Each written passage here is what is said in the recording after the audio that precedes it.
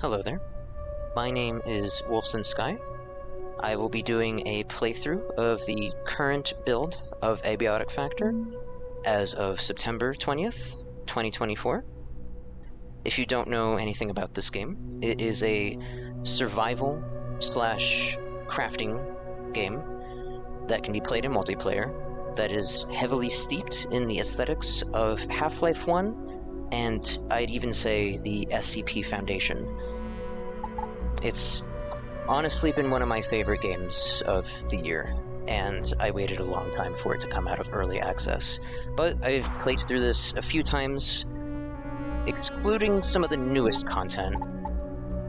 But I really wanted to do a video of this, just to show off everything in this game, because I really do love it quite a lot. I'm going to be starting a new world with just vanilla settings. Let's see.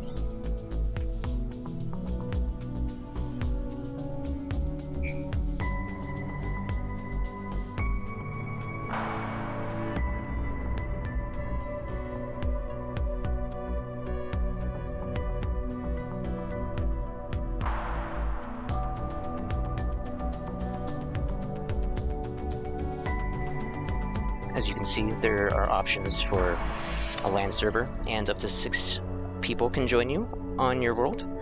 It doesn't have to be private. You can actually run public servers if you want to. And I've heard that there are dedicated servers as well for this. But we're going to be playing this just single player with normal vanilla settings.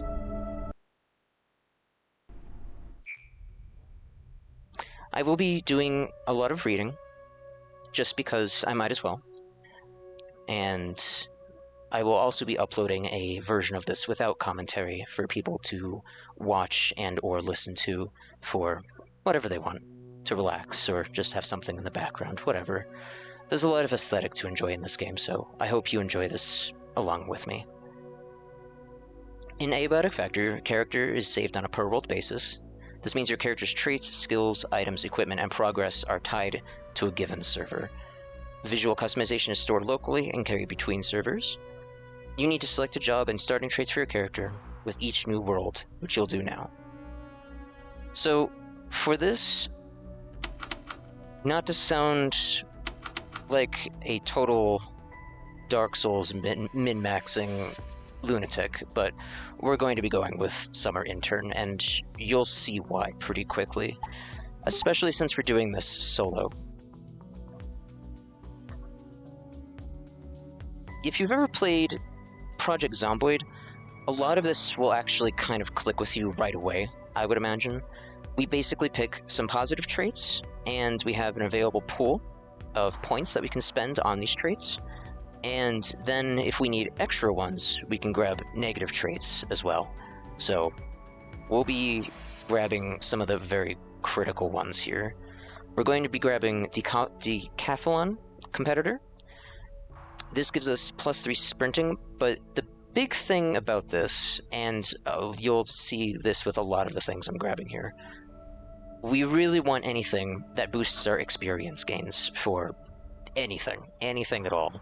Especially since this is going to be a single-player only world, and Decathlon Competitor does give us a faster gain rate on fitness related skills, so that's sprinting, strength, and throwing. And I'll get into the skills once we're actually in the game here. I would always recommend grabbing Wrinkly Brain Meat. You want your brain as wrinkly as possible, really. You have more pliable neurological pathways. You gain 20% more XP than normal. That is huge. And you really, really want that. I'm not going to go over all of these, I'm just going to go over the ones that we'll be grabbing here. Hobbyist Chef, we gain cooking skill twice as fast. That is, again, really, really good. And that's a straight up 100% increase to XP gains for cooking. So that is pretty wonderful. When I first played this, I went with Thick-Skinned, and if you want something a little easier, you can go with this. I might recommend it. 50% lower chance of receiving bleeding injuries. You might wonder how often that happens. Enough. It certainly happens enough, but we'll be fine without it, mostly because I've been through this a few times.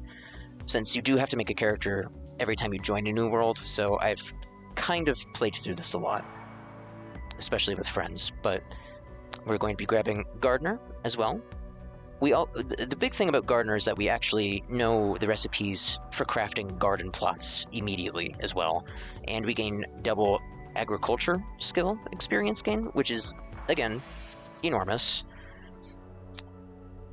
Let me see here. Attract attention less. Not a skill-related thing, so... Or not a boosting thing, so that's not really too important. I could have sworn there was one more I grabbed in here. Weathered. Weathered is... It's fair enough, but there are a lot of alternatives to maintaining your temperature, and you're pretty much naturally going to have that happen anyway, so... I've actually never used it. It could be pretty useful, but we won't be taking it because it's not too crazy. At least, not as helpful as anything else here will be. Okay, I think self-defense is the last one here that we really want. Buff Brainiac could actually be very helpful. That 15% extra carry weight actually is pretty nice. But your carry weight isn't, like, super huge in the first place, and especially at the beginning, so we won't be grabbing that. But we will... So, now we're at -7, so we're going to grab Dry Skin. We get Thirsty 20% faster. That's not really too big of a deal. That's actually really, really easy. In my original playthrough, I went with Asthmatic as well, but you notice we can't grab that, and that's because it's not usable with Decathlon Competitor. So... Otherwise, it's one of those, like, conflicting traits. And you could take this. It doesn't really add that much of a problem, but we can't grab it, but that's fine. We're going to grab Slow Healer. As far as I'm concerned, this is just free points. You have a slower healing rate, but honestly, that really isn't that big of a deal, because as long as you're not getting just, trashed by enemies, then... It's not that big of an issue, and healing is easy enough, especially if you just take a moment to rest. We're going to be grabbing Weak Bladder, because this game is, in fact, a pretty in-depth simulator of surviving locked in an office building, and by building, I mean enormous facility. So, your toilet needs are increased by 50%, and you have to sit on the toilet longer, but... That is not a big deal at all. You'll probably see that soon enough here, but we're ready to go. And we will finish our character. I will not be doing the tutorial because there's really not much to comment on. It's a really nice tutorial. It teaches you everything really nicely. I definitely recommend giving it a full playthrough if you do play this game yourself, which I highly, highly encourage, obviously, because I'm making this video. But now we're good, we're at a flat 0, we have spent everything, and we're good to go. There is a little bit of lore I will cover just right now, is this elevator, and you probably saw in the menu earlier that we were coming down. The main menu of this game actually changes, and it goes from something else to this elevator scene, and it's basically after you finish the tutorial and you get a little bit of an introduction of the facility, you come down here and are subjected to this heinous environment. I don't think we've met. Ah, you're stuck here too, eh? I came down from level 8 for a coffee. Now I'm locked in here for God knows how long. It'll be those fools on level 3 overreacting again. Looks like Jager's locked out. Typical. See if you can let him in. Maybe he knows what's happened, but take your time. He's insufferable. If Jager thinks I'm crawling through the vents to let him in, he's got another thing coming. They always pick the worst possible time to lock the place down. Kinetics were running a perforation experiment. I know it. Dr. Verenkov is too impatient, and look what's happened. If Jager thinks I'm crawling through the vents to let him in. He's got another thing coming. So that door's locked. You will quickly realize, if you play this game yourself, and even possibly from this playthrough, that there's a lot of locked doors, and you will have to manage your way around them pretty elegantly. But we'll leave this in here for now. It doesn't seem very important, but this very particular trash can, just leave this here, and it will become very apparent soon enough. But highly advise that you just leave that there. So you'll see that requires screwdriver to package. Basically, you can take furniture that's already around and break it down. Well, not even break it down, but turn it into a packaged form that is basically just an item you can deploy as the furniture, and then you can set it up with the screwdriver and move furniture around that way. If it's furniture you haven't built yourself, if it's decorative stuff or furniture that's just around, there will be a percentage chance of it breaking, and we'll see that soon enough here. We haven't acquired a screwdriver, so we can't really do much right now. There's one thing in the accessibilities for changing how fast you interact with the environment, for holding things down. I don't remember where they moved it. After the last update, I don't remember. Here it is. Shorter hold interaction. I do recommend turning that on because it speeds this up significantly. And if you're in a hurry, for instance, you're trying to not be pulverized by something extremely angry, it's more useful than not. You just have to make sure that you don't do other certain things with it. As you might be able to guess, this fan will hurt. So we're not going to go that way right now. We're just going to peacefully make our way through these vents like John Freeman himself. You can sneak past certain enemies, or you can tackle them head on. Well, we're going to come back for that in a second. That carbuncle, this delightful creature, is minding its own business right now, but we're not going to mind our own business and have a conversation with it in a little bit, but not right this second. So you can see I'm actually already picking up a lot of crafting items already. Let's see, yes, we do have some options here. I'll handle this actually in a second. This adorable creature is called a pest. We will see many of them. We're mostly just going to go right by this guy for now.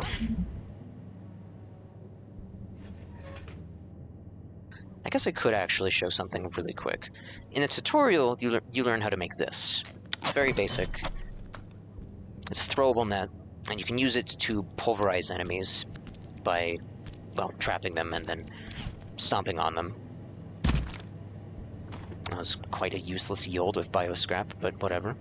It's not terribly useful as far as I know. I have not used nets very often, but we will get into weapons soon enough. So now that we have a screwdriver, we can actually dismantle this toolbox and take it with us, which is free storage, which is lovely.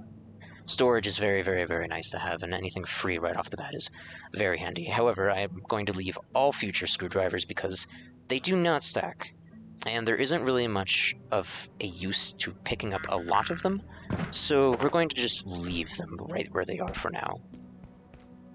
You can dismantle certain objects in order to find more crafting supplies. 'Tis fair. These pipes are just all over the facility, and there's no consequences for dismantling them from the walls. So you can just kind of do that, and steam isn't going to violently pour out of the holes in the walls and scald your face off, which is nice. We're definitely in the beginning portion of the game where it's definitely going to try teaching you a bit more stuff that isn't covered in the tutorial, but a lot of the tutorial stuff ends really, really quick, so we'll be good soon. There's a sizzling. We're going to go handle that sizzling really quickly, because I would like what's over there. But there's this guy. And And we're going to grab this delicious cooked pork chop. Let's see. This is 10 hunger. Not terribly great, but we're at about, a point where we might as well use it, so it will go rotten if we do not eat it, and that is less than ideal. These terminals are all over the place, and they are packed with lore and recipes. So if you see one of these, I always recommend taking a gander to make sure that you've looked through it. I will be reading all these out loud, just because, why not? Hey Imamura, I'm looking for a gift for a friend of mine who loves cooking. Any thoughts? They want to be a chef. Give them a knife. Until you chop it up, you can't cook it. There's some very interesting conversations that go on here, but from this recipe, or from this email, we learned the recipe for the Shiv, and that is pretty cool. So, it's always nice to know how to make a Shiv. For various reasons. I'm going to be taking those because those are just atrocious there on the wall. Just grab this too. Why not? The man can keep his soiled chef hat, though. I have no particular use for that. The very first time I played through this, I actually dropped down to the vent here, but alas, there are other options. And that's one big charming part I like about this game, is that there are a lot of options. You don't have to go a certain way all the time. There's actually a lot of leeway, and if you're creative, you can honestly find a lot of different paths to the same solution, which is really, really quite wonderful.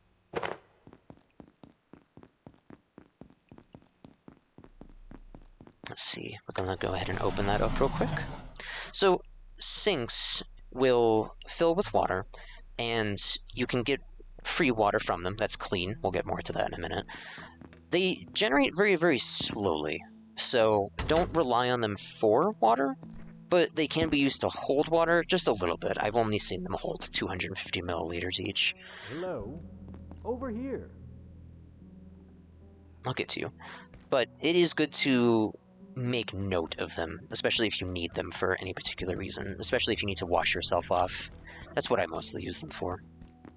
You going to leave me standing here? I'm tempted.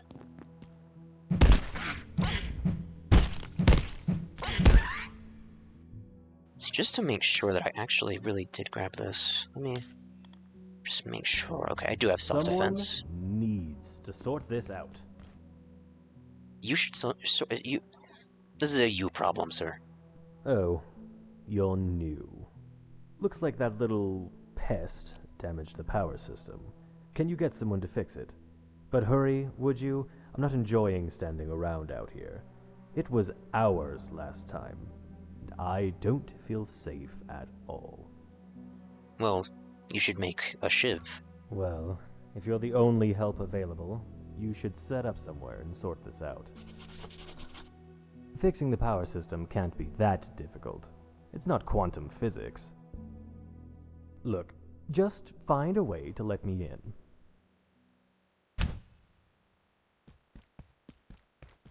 A lot of these scientists are pretty hilarious, to be honest.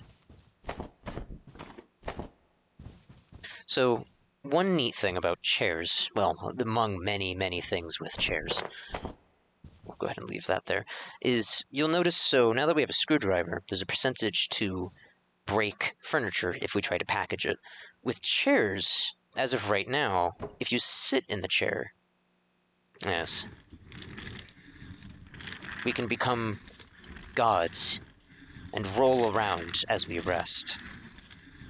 This is next generation gaming. But what is nice is you'll notice that there's no longer a chance to break the office chair if we package it. So, you can actually package this, pick it up, and put it down wherever we want now. It's nice if you need them.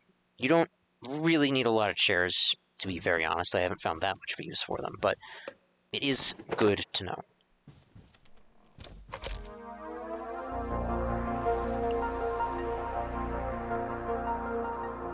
Here at the Gate Cascade Research Facility, safety and security demand we take our primary power network offline at night. All major power outlets are shut down, as well as most pathway lighting. However, if your research or study requires a source of energy during nocturnal hours, protocols permit the use of approved battery and electrical storage systems to power your projects when the lights go out. If you do plan on working late, please request a night pass from your supervisor. The facility is dark at night, and your safety depends on it. Now rest up. Every day is a new opportunity for science.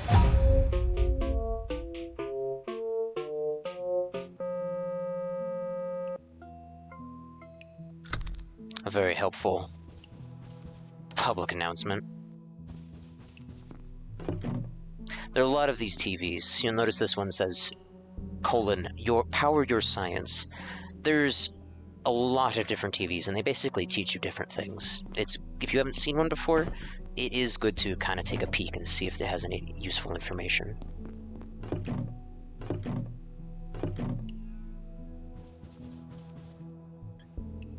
I'm gonna go ahead and unpin the recipe for the energy brick because we don't need it. We already made the bloody thing. However, we're going to work on making bench now.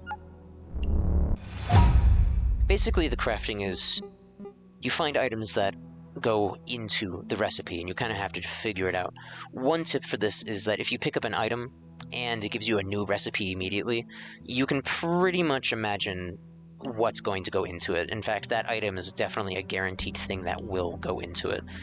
And as of recently, they made it so that if you don't know another ingredient that goes into a particular recipe, then it'll show up as a question mark.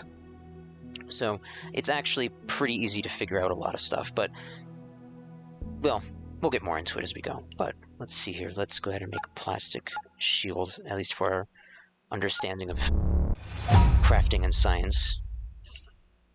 And you probably saw there that it requires a crafting bench for us to make that.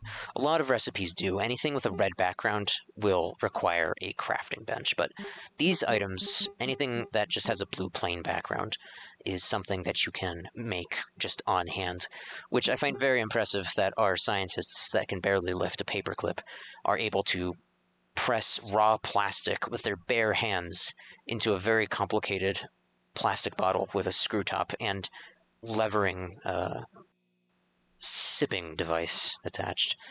I do find that very interesting. These scientists have some very interesting skills. I'm a summer intern with my heart on my sleeve and dreams in my brain. Broken, feel free to use as spare parts. Z. You know, I'm actually not quite sure who Z is, but we are going to absolutely use these computers for spare parts.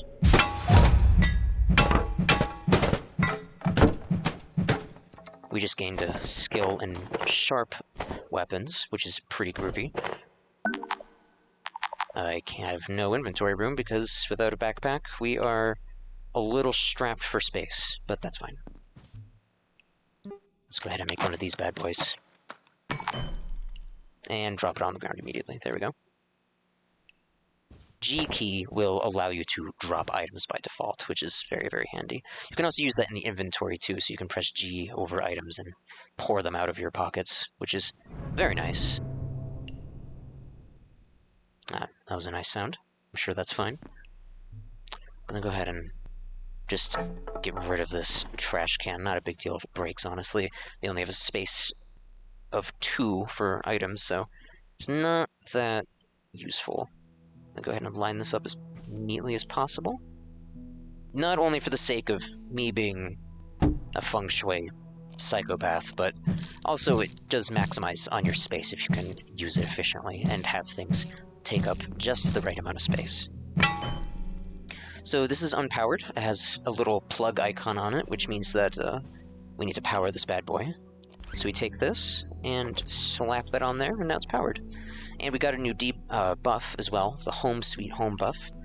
It basically just says that you're in a place that has a crafting bench nearby. But the nice thing about that is that the radius of where it says Home Sweet Home, where you have that buff, it means that enemies will not spawn in that radius. And we'll get into preventing spawns later. It's not too big now, but it is a very good thing to know, and it will save your bacon or make areas much easier if you know where to put benches. So we'll certainly get into that here shortly. For these things, we can honestly just kind of break these apart. We really don't need any of these. It's not a big deal if they break. Wow, 75% chance to break on that, and it actually didn't. Just gonna stack that right there for now.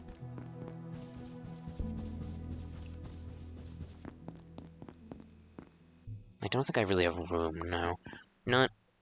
Oh, do you know what? Well, I do have room for this very critical resource known as wood. We want as much wood as possible for a while. Don't think... I don't know. This requires 2 plastic or 1? Okay, so in order to make a basic crate, we need 2 plastic, or just 1 more plastic here, which will be lovely. Storage is always a nice thing.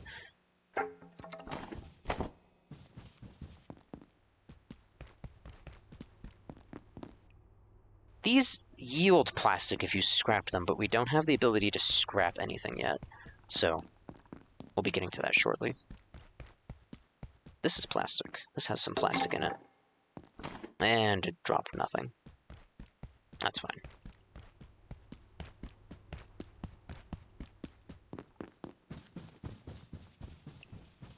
I'll explain skills after we get to a certain point. So, if you hit T, you can bring up your watch, and you can also access it in the journal as well. It says in the upper corner here, 7 a.m. Time is locked at the moment, at the very start of the game. It will not stay locked forever, and nighttime is very much a thing. But we'll have some time to kill, because we need nighttime to hit for some stuff later on, so we'll just be kind of minding our own business for now. Oh, that room is very cold, because it's a freezer.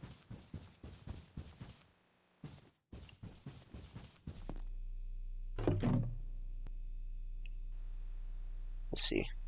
We certainly, honestly, really don't need the net. I actually, in all of my playthroughs of this, I have used nets pretty much only at the beginning, and that is about it, and not for very long. Literally up until I get the a knife, and any kind of weapon, really. But, let's see, we'll go ahead and throw this in here. We're not going to need a few of these things right away. So, with the recent update that they did, a lot of the sound effects have been popping whenever they loop, and I hope that is addressed soon enough. I don't think it's any of my settings, because I've tried fiddling around with it, and the buzzing has just not ceased, so I apologize if that's annoying if I'm standing around when there's like a buzzy, poppy thing going on. A lot of the lights buzz, so you can turn down the humming in the audio settings now. They added this whole thing, and you can disable certain sound effects. It is honestly a very wonderful feature, especially because this wasn't as diverse before. They didn't really have it so you could like pick and choose all of these, but I did turn down a few things. High-pitched will become very clear at a certain point, but I actually did turn down quite a few things by comparison to others, so we will... Oh, that's interesting. I didn't know these respawned. That is a very funny thing. I actually have never seen that.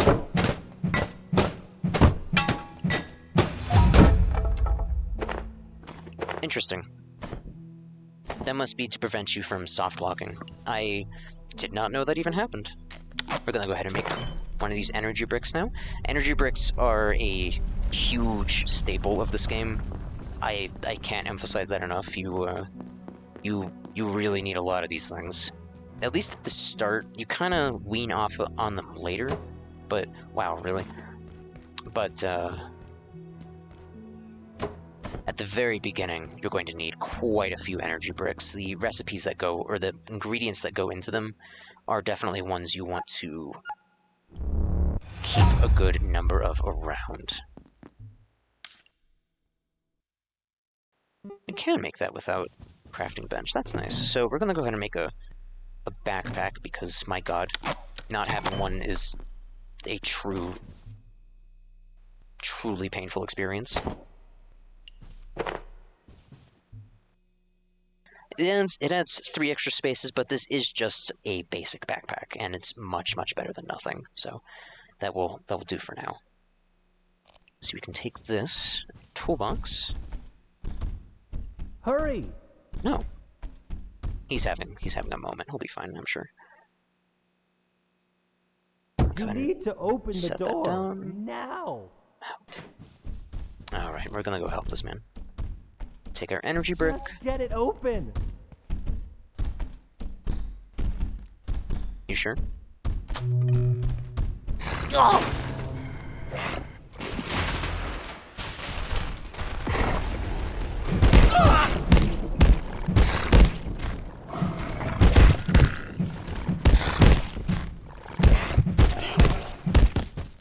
And that was our first, I would say, major battle, but honestly, it's not going to be too much of an issue.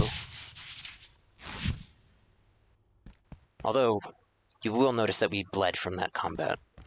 There are many options for bleeding in this game, so that is why the thick-skinned trait can actually be very, very helpful, because even from that basic combat, we got cut up. We're not going to do anything with these corpses right now. There's not really much of a reason to get the meat off of them. Cooking is its own thing that is nice and imperative towards success. But we won't be needing the meat right away. But, do you know what? Actually, that's kind of what I wanted. The skull off this guy. I don't know if I have the recipe for turning it into something else, and I don't think I do, so we're going to take this meat and kind of just leave it alone. So there was a change to this game where they made it so you can actually not put any item into medkit anymore, any medkits. However, they also increased the size of the medkit containers. I believe these only used to be 4 spaces before, and then they upped them to, let's see here, 1, 2, 3, 4, 5, 6, 7, 8, 9. So 9 spaces for medical-related items. That is cool. However, we're going to do something just to show it off, and hopefully the devs will see this as well. They might already be aware of it, but the number keys also work for assigning items to things. So what we're going to do, just because, is put the meat in here anyway. Because if you use the number keys while you're hovering over something, you can just put it in there anyway, as long as it's in your hotbar. It just kind of swaps with that space. So it's a handy trick for now. I don't know if I would imagine that they'll change that later on, because that would make because otherwise you can kind of just bypass that whole change that they made. But either way, it's a handy thing to know at the start. It's not useful for very long, but it is nice to know. We're also going to have to just kind of ignore that dead man there. Enhanced security protocols are now in effect. Please locate security personnel and follow evacuation procedures. I think time will start flowing after we talk to that gentleman over there. Oh, no, it started right now. Fair enough. That lady announcing it is definitely the start of that then, which is great. Gonna go ahead and grab this, because you might have saw that we learned a recipe for something involving the Peccary head here. So we're going to take that, throw that in here. Let's see, that's okay, good clue. Whenever you get a new item, and like a recipe pops up, I don't know if I already said this, but if you do get a new item and a crafting recipe suddenly shows up, it's guaranteed to be in that recipe somewhere. So you can kind of figure out how to do it from there. So we need some more paper, and what we can actually do is turn wood straight into paper. And this is something really nice. So if you see something like right here, the green little gears, you can click on that, go to craft this, and then hit previous recipe, and it takes you right back to what you were working on. It's a very nice quality of life thing that they added quite a while ago. But it is very nice. I should talk about the radiation as well. But so now we have head armor, and that is at least something. It is much better than nothing, and we have a little bit of cold resistance, which will mostly be helpful at night, and we'll get to that soon. So these items have radiation on them. There's not a... If you hovered over a container and there were radioactive things in it, it used to have a little thing that popped up and said that there were radioactive items inside. But they must have patched that out. But either way, so the medkit doesn't prevent any of the radiation from leaking out. If a container does prevent it, there'll be a little buff icon right along here to the left of this orange window. These things, it will tell you if they are emitting radiation and how much, and then it'll also say there in that little column, in that little subsection, that we do get radiation when eating it as well, and we get much more. Radiation is interesting. It just kind of wears off, and the first stage of radiation sickness isn't that big of a deal. Well, but this is just bonzo. Don't have to be sarcastic about it, but it is good to avoid as much radiation as possible. Here is a sector map. We'll go ahead and grab that. We are here. Oi! Don't oi me. Look, I don't know what's going on. They don't tell me squat on a good day, and this isn't a good day. But if the big voice says get out, I'd do what she says. Elevators are dead, so head for the main tunnel in manufacturing on level 2. There's maps over there. But me, I'm staying right here. Reckon I'm leaving here? I don't think so. Radio's dead, half the doors are buggered, and now there's these little hoppy things everywhere. You're on your own. But look, if anything useful turns up, I'll chuck it into the machine over there. You like peas?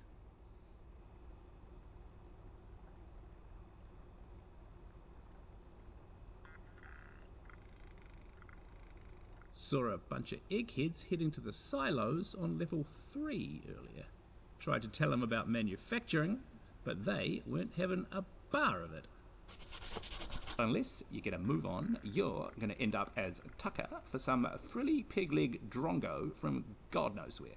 Not a good look. You're smarter than that. Or you should be. I've seen those science team paychecks. Facilities looking pretty rough, and you're hanging around like a bad smell. I'd be looking at pushing through to manufacturing if I were you, but I'm not. So, that's on you.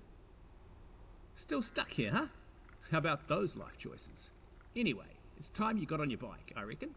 Smart sort like you. Science your way out of here. I will science my way out of here. Reckon I'm leaving here? I don't think so. Radio's dead, half the doors are buggered, and now there's these little hoppy things everywhere. You're on your own. But look, if anything useful turns up, I'll chuck it into the machine over there. You like peas?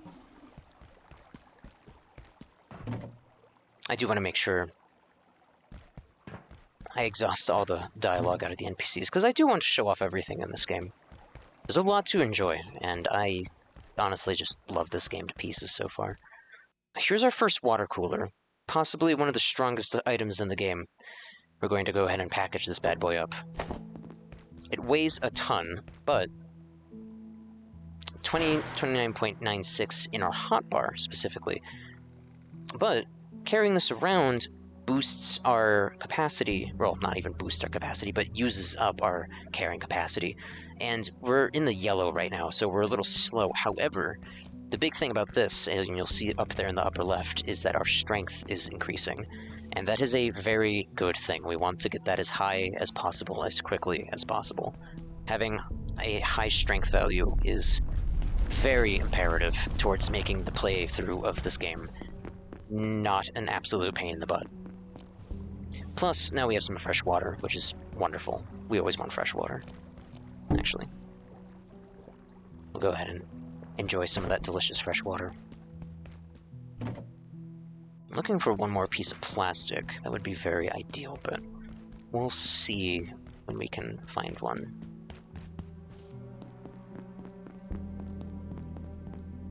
These are charging stations, and I'll get into that in 1 second. Let's go ahead and read this terminal. This damn facility. The power sockets are on a timer. I was working on mass dampeners, and the place just shut down. You know these have to warm up for hours. Now I have to start up all over again. just keep an eye on the wristwatch. Don't start a task you can't finish before the facility power goes out. Why the hell were you working at midnight anyway? Get some rest. We can't afford to make mistakes. And that's all fair enough. It's good to get your rest. Make sure you're getting your proper rest, viewer. So these charging stations, and I'll actually talk about a little bit about this lobby here in a second, but these charging stations are always on, which is wonderful. So if you have an item that needs charging, like a flashlight, then you can charge it at these stations, and that is a very, very, very, very handy thing. The power in the facility goes out at night, so having those at least on all the time is truly wonderful. That power station actually used to be over here, and this station wasn't even a thing, but I believe that they added this in for various reasons, mostly to make sure that you don't get totally bunkled over on certain supplies. So we can trade root beer to this man for canned peas, which is delicious. But you will see that he has a lot of peas. He has an absolute ridiculous amount of peas, so he's willing to share, and that is quite nice. I'll go ahead and leave that there. We don't necessarily need that container right away. So now we got 1 strength, and I suppose I could talk about the skills here, because we have time to kill. The power doesn't go off until 8, so we have a while. But let's go ahead and look at our skills. I don't think I'll explain every one of these in too huge of a depth, and certainly not go over all these skills, but I will go over some of the basics on these guys. So we have sprinting, strength, throwing, I'll talk about that in a second, sneaking, blunt melee, sharp melee, accuracy, reloading, fortitude, crafting, construction, first aid, cooking, agriculture, and something I still haven't gotten a single point of experience in, fishing. So I actually have very little to say about fishing. I honestly have no information on that or experience, to be honest. But we're working on some important ones right away. We have sprinting up, so actions that will cost us stamina will definitely not be as detrimental with higher sprinting, because we gain higher stamina levels. It's all pretty basic stuff, but there are some really cool perk abilities that come with certain levels too, anything with an icon here. So for instance, sprinting 5, our scientist is getting tired, and we'll get into that here in a second, but athletic, for instance, you have a chance to not lose stamina for an action that would normally use stamina. Not that big of a deal, but light speed, along with your passive gains, you sprint 5% faster overall, which is pretty helpful. Strength is a big one. That's our carrying capacity, and allows us to use heavy weapons later on, which is quite nice. Throwing, I have a lot to say about, but honestly I don't think there's really that much to say. I have never gotten this past level 4, honestly. I'm not sure exactly what the big advantage is on getting this up higher. There are some skills for it, but they're all pretty basic. They don't add anything that's terribly amazing, except until the very end, and by that point you need 43,000 experience, and I have a total of 6 experience right now. Don't really have much advice regarding throwing. I'm not even sure really what the main benefit is, but sneaking is huge. It allows us to not be seen as quickly whenever we're sneaking around, but the main thing is that it gives us more opportunities for sneak attacks, and that is a very, very helpful thing. Biotic Shadow is one of the most useful things, and it's at level 5. You move 15% faster when crouching, and you can perform a roll by sprinting while crouching, or hitting the sprint button while crouched. That is huge, and we'll be trying to get to that pretty quickly. Nimble's good. We don't set off tripwires or carbuncles, that thing that we saw at the beginning. And Nightworker, footsteps are much quieter overall, and you get a 50% increase to getting sneak attacks at night, which is very nice. A lot of these other ones aren't really too big to go into. As we level them up bit by bit, I'll talk more about them, but it's pretty self-explanatory. Sharp weapons, we're already doing some pretty good numbers in. As we increase this one, we get higher damage, which is pretty cool. And we'll be getting that up pretty quickly. See, I don't think there's not too much else to talk about. Crafting is important, because that goes into allowing us certain upgrades for our bench, and that will be very, very helpful. Actually, almost imperative to a certain degree, concerning some of these upgrades, but we'll get to them when we get to them. There's so much in this game that I don't want to just blurt out everything right away. These binders are very useful. That's plastic and paper.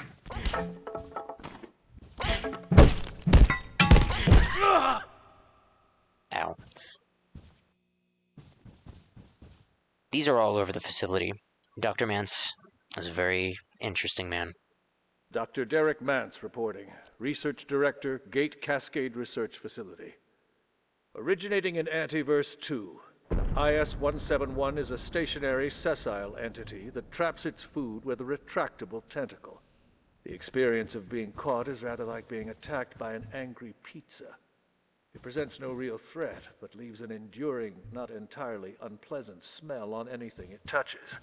Suggestions for possible applications include perfume, industrial scents, and olfactory-based crowd control weapons. There's certainly a lot of interesting lore in this game. The subject he was referring to is actually the carbuncle. It is a smelly cheese pizza monster. Oh my god, what happened to Jager? He didn't deserve that. I mean, not really. I'm going to wait here. It's not safe out there. I'm too old for this. I've had just about enough of this. I'm going to wait here. It's not safe out there. Man doesn't even have a weapon, as far as I can tell. I suppose I would stay there as well. This area is going to become our home base. It will grow into quite a thing, and I'm excited to show off what all we can do with this space. So our character is tired. We'll go ahead and take a quick nap on this long office couch with a tolerable comfort level. Interacting with the couch gave us an idea for the makeshift bed, which is pretty cool. Bed is very nice, but we won't make one right away.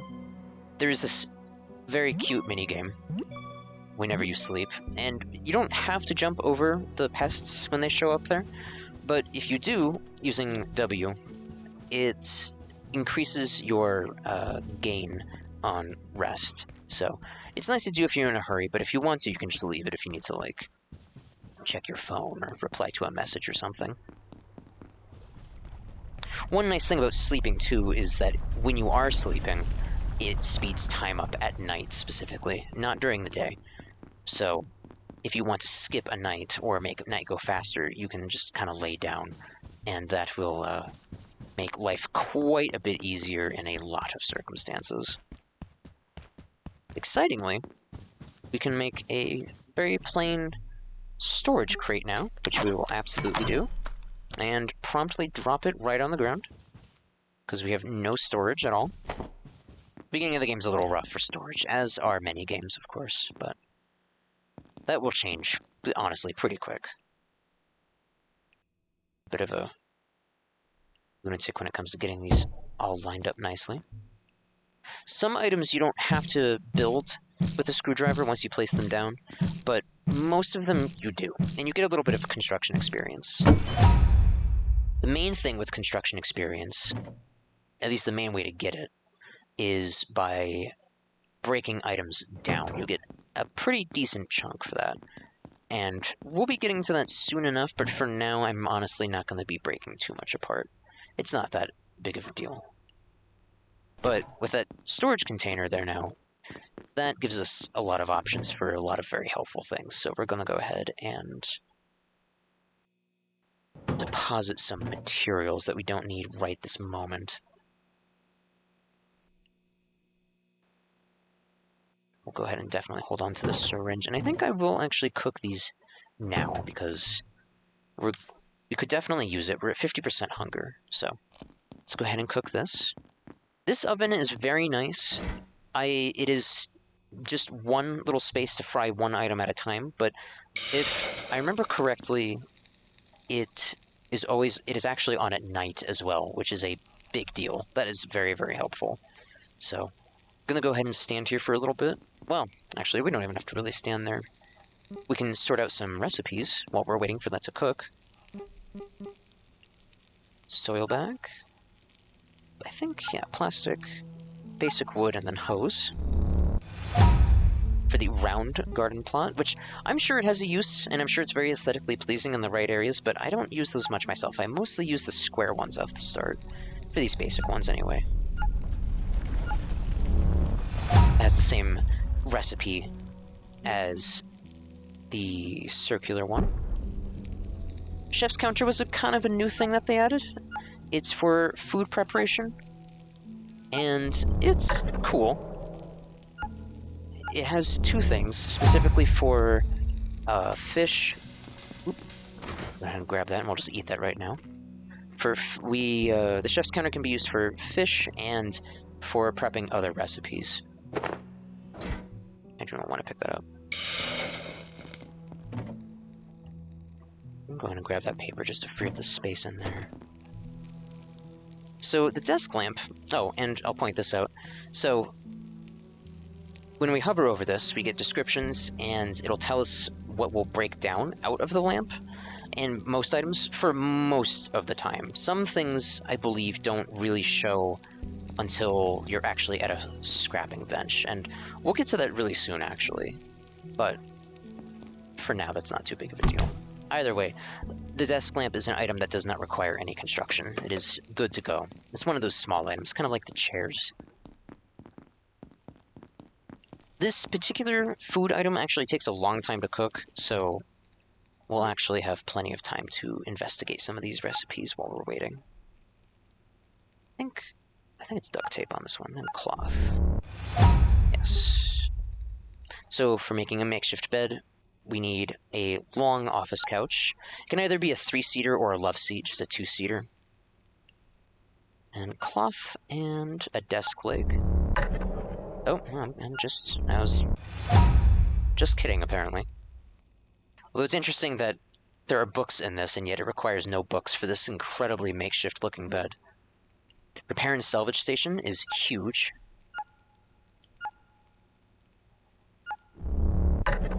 Ah, right, that's the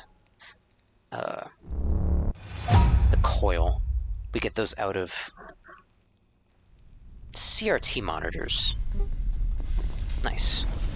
So that's done. Cooked alien drumstick. I believe this heals like 25 by default. So we get a little bit of radiation from eating it, but it's no longer dangerous radiation, and you'll notice that it's not emitting radiation anymore. There's just the internal radiation from eating it, but we could use it, so we're definitely going to eat it, because why not? This one also takes a little bit longer to eat, too. But, so getting our stats up to, I think, 90% for both hydration and hunger allows us to get the copacetic buff. Well-fed, hydrated, and in your element, you lose 10% less stamina and you heal faster. That is a very big deal.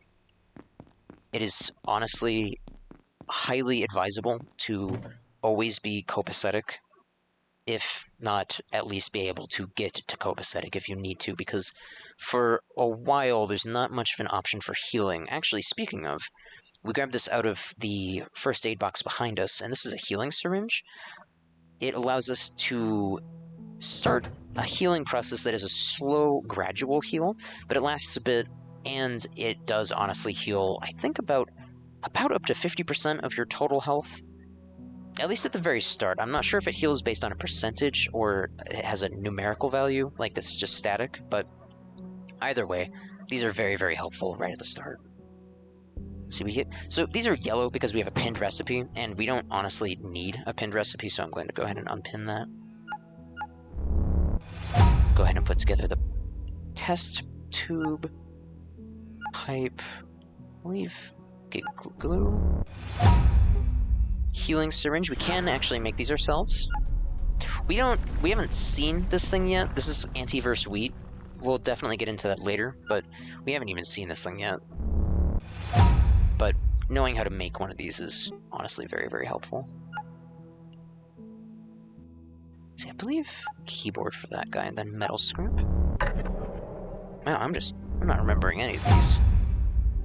Coil goes into a lot of things. You're going to need a lot of them. Energy bricks, again, very, very helpful.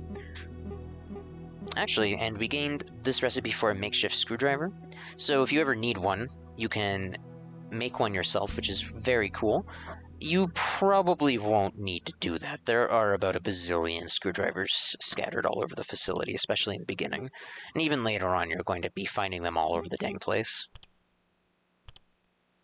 Let's see. I don't think there's anything else we need to make while we're here. Not right away. Although we could make at least another energy brick. We're going to need a few of these things, so I'm actually just going to go ahead and make 2 of them right now and carry just 1 around.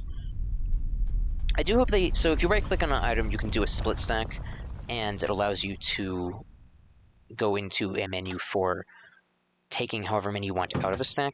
There's not a key you can hold down right now to quickly take just 1 at a time. Unfortunately, I really hope that is something they add in, because just being able to move 1 at a time quickly would be very, very cool without having to do so much clicking. But either way, if you hold shift, it does transfer between containers. Although, weirdly enough, for equipable items, it also stacks them into your toolbar, and it kind of doesn't work all the time if it's one of those items, because it will not just put it right into your inventory. I'll show you later on when we find an item like that, but it's a little weird. Oh, I forgot that on the ground. That would be pretty bad to forget. You want a knife, honestly, because the Shiv is terrible, whereas it is nice to have as opposed to nothing. The Shiv is basically made of, like, 1 razor blade, and it's going to become broken very, very quickly. One thing that is nice is that even if something breaks, so our knife is almost broken, even if it does break, it will still actually deal damage and be usable for cutting apart things and damaging other environments. However, you will no longer gain blade weapon experience for using it, and that's kind of a bummer, and it also does significantly less damage, so you really want to keep your stuff in good shape if possible.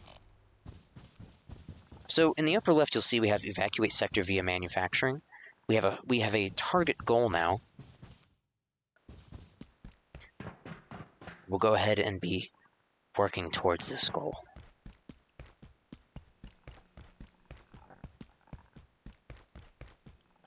You'll notice that darkness is very much a thing in this game. We can see a little bit around us in the dark, but otherwise you really do want to have a light source with you. It is not fun to get lost in the dark in this game. Though I honestly have not had that happen. It's just a bit of a pain in the butt to not be able to see anything. There's actually a computer right here. By the way, your jump does change if you do a crouch jump. It's very, very relatable to Source in that regard. But you don't have to do it too often, but it can make a difference when jumping over things. It's a nice thing to know. Office supply crossbows. This is a notice to all Cascade technical staff. We have received some complaints from team members about misuse of office supplies, up to and including creating improvised weapons for flinging projectiles across the cubicles. We here at Gate understand and commend your ingenuity as scientists. After all, it's why you work here. But if you want to continue working in this department, knock it off. The crossbow is a pretty fun weapon. We'll be making one. Bad bots. I've mentioned this before, but your security bots... Power down momentarily. If you have not already evacuated the facility, consider this your top priority. Have a wonderful and productive evening. So that's the 1 hour warning before it turns to night. I was incorrect. It's not 8 p.m. It's 9 p.m. when the power turns off. So that's exciting that we're about to get there. Staplers are precious. You want to take a lot of them at the start. Let's go ahead and finish these. I've mentioned this before, but your security, quote, bots are a menace. They don't seem to distinguish employees at all, and whose idea was it to get them to restock the soda machines. I understand the goal, but there's a ton of valuable equipment in those things, which would have been a lot more useful elsewhere. Moira, why are you telling me this? I am not in charge of security or procurement. If you're serious, try Anderson. He okayed the Wakeman project, and I have never had any problems with the bots. I stay out of the halls when we shut down for the night, like you're supposed to. Let them do their job. We're making valuable strides here. Yes, with our soda dispensing robots. That is not even a joke. These are actually the reason why the vending machines in this facility are restocked at all, because they do run out of stock and they replenish every night. Anvils?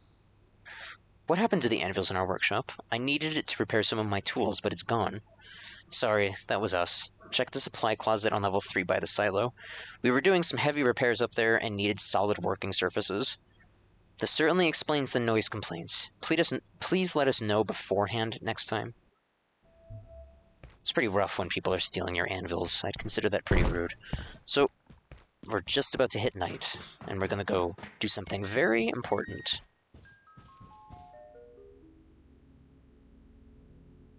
The facility goes into big spooky mode. Oh god. Well, and there's one of the robots immediately, getting all up in his business. His own business. We're gonna just kind of let him do his own thing. We have no armor, except a hat, so that, he's fine. He can do his own thing for now. We don't need to interact with that, nice robot. However, we'll be going over here.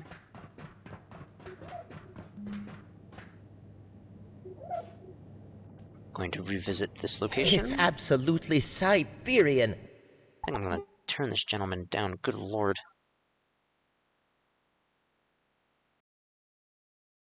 Player dialogue volume. Yeah, let's go ahead and turn that down to 65, just so my eardrums don't get blown out. And your eardrums, too. I'm gonna go ahead and violently stomp on this very pleasant creature. We're going to grab raw carbuncle. These will go into one very particular item that we definitely want. But the main reason why we're coming over here is because this is off now. I will be showing off any and all secrets that I know about, so if you do want to experience this game for yourself, if this has already intrigued you by some measure, perforations will be resetting in 3, 2, 1. Reset complete. We'll talk about resetting world resources here in a bit. Definitely not anytime soon, but like I was saying, if this game is intriguing to you at all, I would really recommend checking it out. It's $25 on Steam, which is honestly a pretty great price. It's in early access, and I can't recommend this game enough. It is honestly a huge blast. I find it very enjoyable.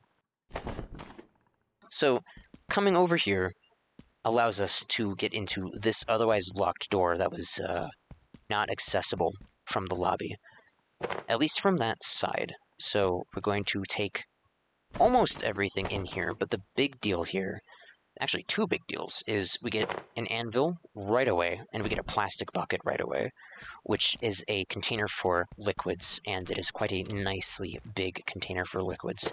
So we will absolutely be taking that. We're going to be vandalizing some more pipe on the walls.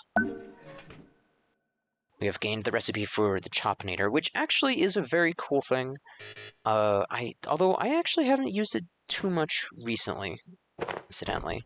I used it on my very first playthrough, but it got a little outdated by the time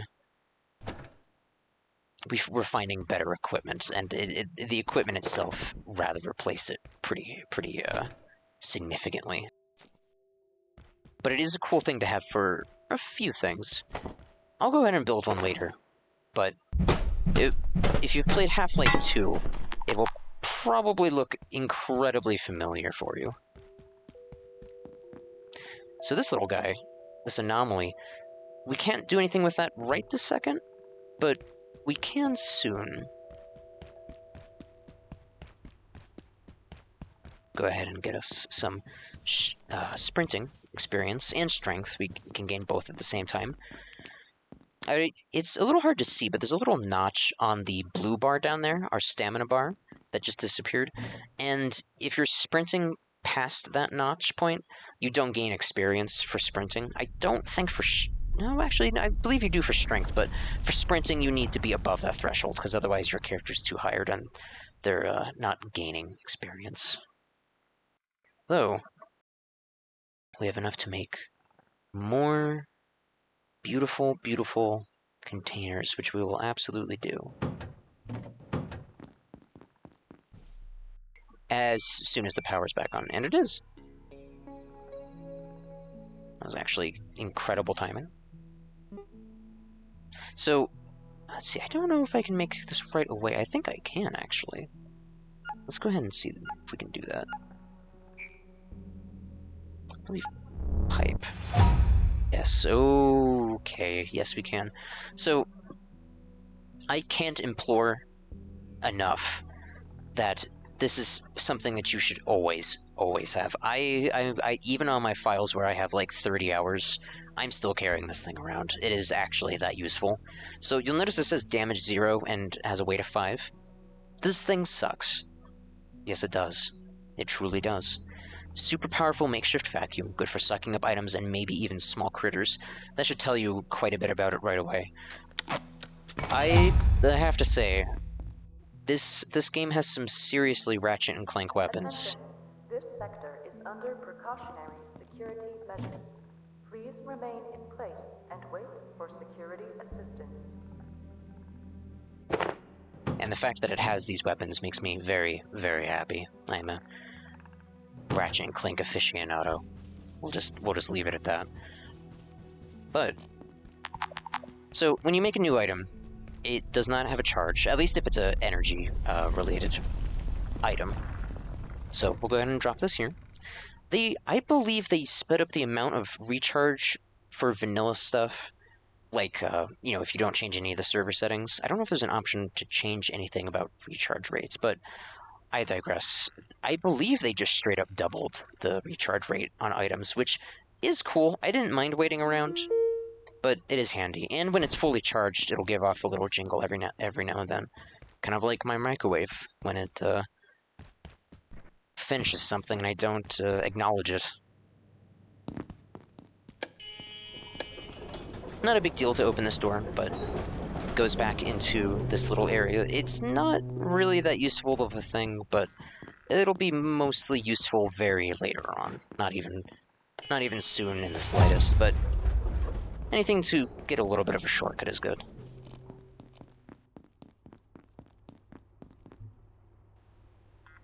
That's been happening a lot too. Normally that little aura only shows up when you put down an object, but it kind of lingers now. Which I'm sure isn't intentional, but... oh, it's not lingering for that. It's... again, game is in early access. It's a little hard to see down at the very bottom, but it does say work in progress beta, and then it lists the version. But even early access, I adore this game. I want to make a repair station, but I do not believe we have... yeah, we need some coils. And those will be got out of CRT monitors. So the big deal about the vacuum, or as the suck cannon, as I affectionately call it, is that it allows us to break containers very, very, very, very quickly, and other various breakable things. It is an incredible tool, and it allows us to handle these pests with a incredible efficiency. That thing's just dead now. This is Dr. Derek Manse. Today, I discovered that Dr. Stern's latest software experiment was simulating the entire facility. A microcosm of Cascade, and every staff member within it. Even myself, I gather. When I asked about it, he claimed to be trying to find a way to accelerate our research. I inquired about the ethical considerations, and he just looked at me blankly. The man is a genius, but more dangerous to this facility than most of its subjects. I'm sure of it. An exceptional scientist, all the same. I do appreciate how audio things, such as logs and people, you can hear them from any distance over your radio if you get far enough away. I have seen death. I locked it in there, along with everyone else. We can't go this way. You don't want to. There must be another way out. Manufacturing? I can't remember.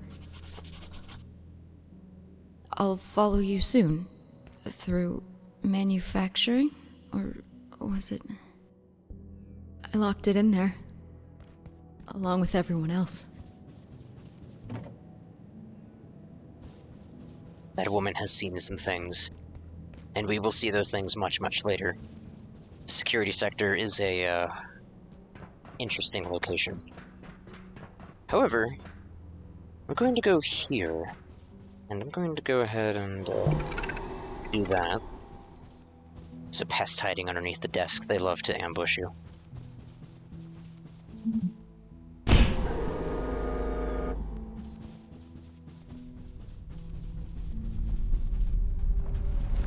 Trying to think about what would be best to grab here. Let's see. So, that little icon there, the little snappy wafer icon there, it means that whatever you're looking at is a breakable thing. And that can apply to both windows for breaking the glass. Not every window is breakable, but a lot of them are. And objects that have ingredients in them, per se. Although, I don't know if this abhorrent creature is going to get all up in our... Yes, he is. He's going to get up in our business. After running into a file cabinet.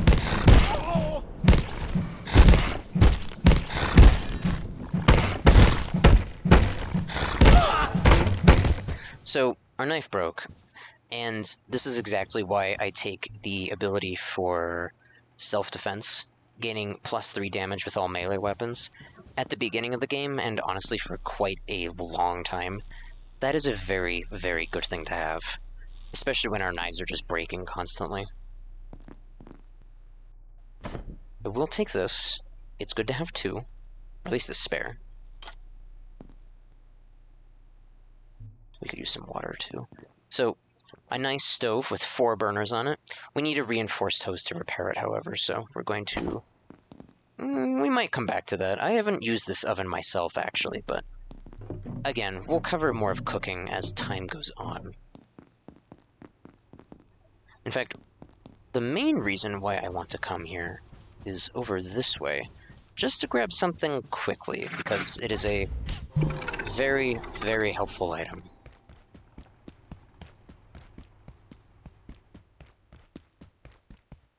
I suppose we can go down here and grab this as well.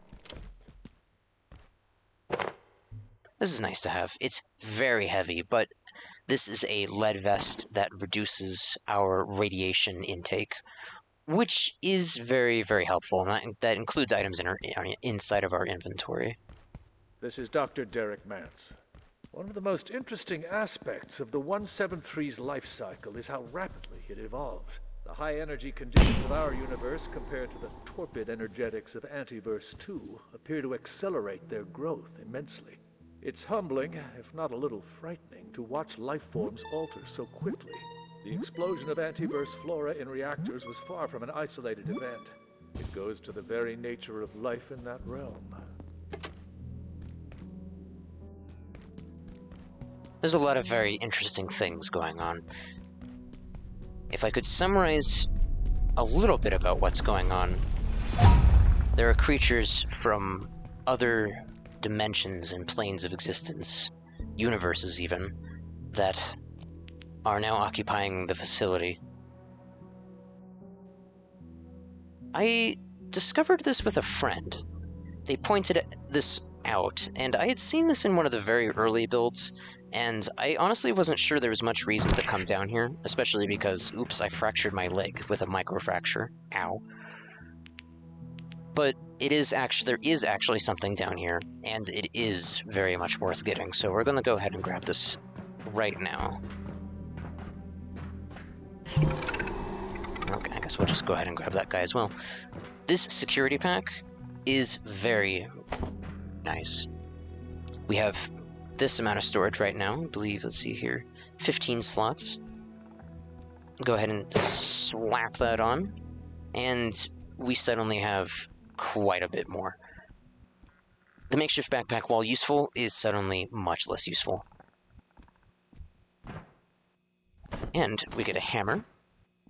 We'll go ahead and leave the ice cream there, because if we don't touch it, it will just remain as immortal frozen ice cream. We don't really need it for much. Ice cream isn't too terribly helpful. It does go into some things, but we'll see most of that soon enough. Now, we can do a bit more here, but I don't want to do it right this second. There's a lot of stuff we can get, but I also want to go drop off some gear and maybe even mend my leg, or at least give it time to heal a little bit. Let's see, I don't really have enough to become copacetic, so I'm honestly just going to use this syringe right now. And using that will get us 36 first aid experience, which is quite nice. The main thing that I desire among all things now is this delicious refrigerator. It is going to weigh a metric ton, but we absolutely do want this. Now, I hope I didn't skimp out on this. I did last time, so Hello? Aha. Hello, ma'am. I thought this might be a safe place to wait until they sorted this out. Whatever this is. Looks like I was wrong. That useless rent-a-cop in the plaza said to go through manufacturing, then head for the surface tunnel, I suppose. But that's a whole sector away. If they think I'm walking all that way through their toxic machine shops, they can think again. I'm not ready yet. Just a little longer. Maybe they'll fix this and I can get back to my work. I have samples denaturing as we speak. Oh, I hate it when my samples start to denature. Ah, gymnasiums. I hate them. Sweaty shrines to insecurity. Well, I mean, also becoming swole is nice, but that's up to you, ma'am. At least nothing in the C blocks has escaped. As far as we know. I'm not ready yet. Just a little longer. Maybe they'll fix this and I can get back to my work. I have samples denaturing as we speak. I will leave you to your denaturing samples that you aren't near because you're trapped here in a gym, which is a you problem. Truth be told, I really wish we could use some of this exercise equipment, especially because it's right here at the start of the game, and being able to spend some time working out would be actually truly, truly helpful, but that's what carrying a whole bunch of stuff at once is for, so it's not too big of a deal. That other path is actually where we'll be going, but I wanted to show the pool off real quick. It is a very nice pool. I haven't been to a very nice pool in a very long time in real life, and I would swim the heck out of this place. It's a very nice pool. As you can probably imagine, the water is not clean, but it does get you clean to get in the water, which is nice. And we'll talk more about water later. Right now, it's not too big of a concern because we have plenty of fresh water. You know, actually, while I'm here, and we have our spine under the threat of violently exploding from carrying around an entire refrigerator, let's go ahead and grab this. Because why not? Do a little crouch jump over that. See, I think... Go over to this spot real quick. I'm grabbing this now because it weighs a bazillion pounds. And I'd rather just carry all the very heavy things in one go. Makes life a lot easier. Don't have any room for anything else, which is fine. But that one piece of paper can go in there.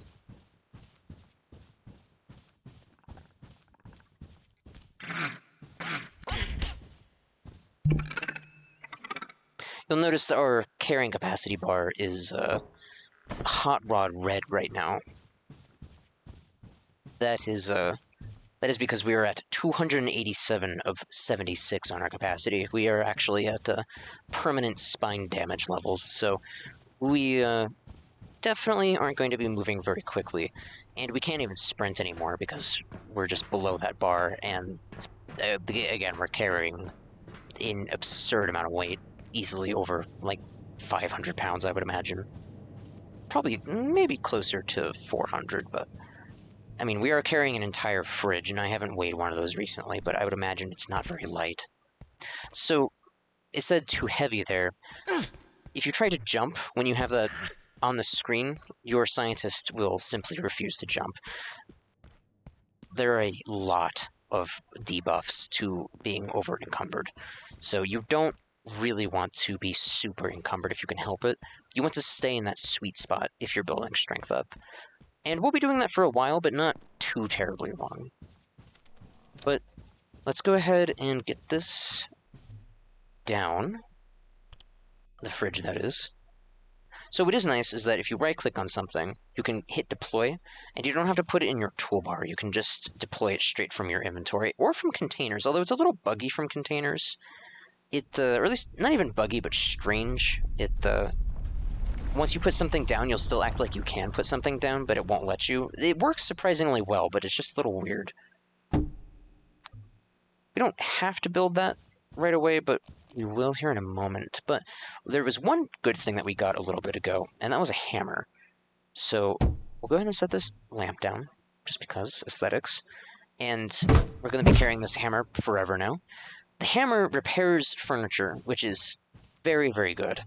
And at no cost. There is no cost to repairing things like furniture that's already down, which is truly a blessing. Not that repairing things is hard for most of the game. In fact, I would say I've almost never had a problem like having enough resources, but I would say that it is one of my favorite things that it does not cost any resources with the hammer to repair furniture.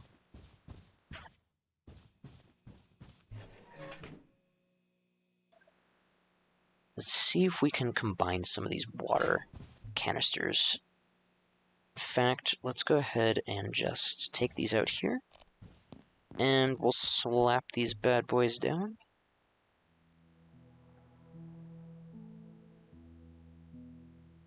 Get these nice and lined up. I try to use... So, I actually turn off anti-aliasing completely, and it makes everything look very, very crisp. In fact, I'm running this on fairly low graphical settings. They're just kind of the bare minimum. Everything's not terribly low, but even at these medium levels, the game is still, honestly, so pleasing to look at. I love how this game looks. Reflections are a little weird, but that's not that big of a deal. Gonna go ahead and settle these bad boys down as evenly as possible, because, again, I'm a little bit of a tiny bit of a perfectionist. Just a tiny bit. It's not perfect, but it'll certainly do. And we can take one of these plastic buckets, because we have two now, and we can use these to even off our other containers, making them beautifully full and level. And now we have a lot of water to use, which is wonderful. Don't have to worry about purifying it at all, and, well, I'll mention that if we need to, but otherwise it's not terribly important right away to talk about. It's pretty self-explanatory. You basically boil water to make sure that tainted water is not going to give you super dysentery. So this, what I just made as a sign, or at least made the recipe for, very helpful thing. And I'll show that off soon enough, but we don't really have enough supplies to make one right this second, so we'll go ahead and just leave that as it is. But I can make another container, and we're absolutely going to do that because I am already running out of space. In fact, I think I'm just going to make two of these bad boys.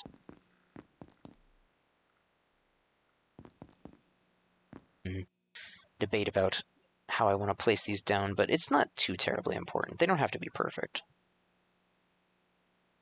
It's just nice to have them be close to perfect, because you don't really want to move these around too much if you can help it.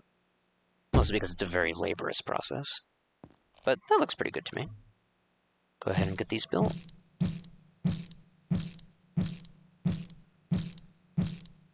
I don't know how long I want to make this first video.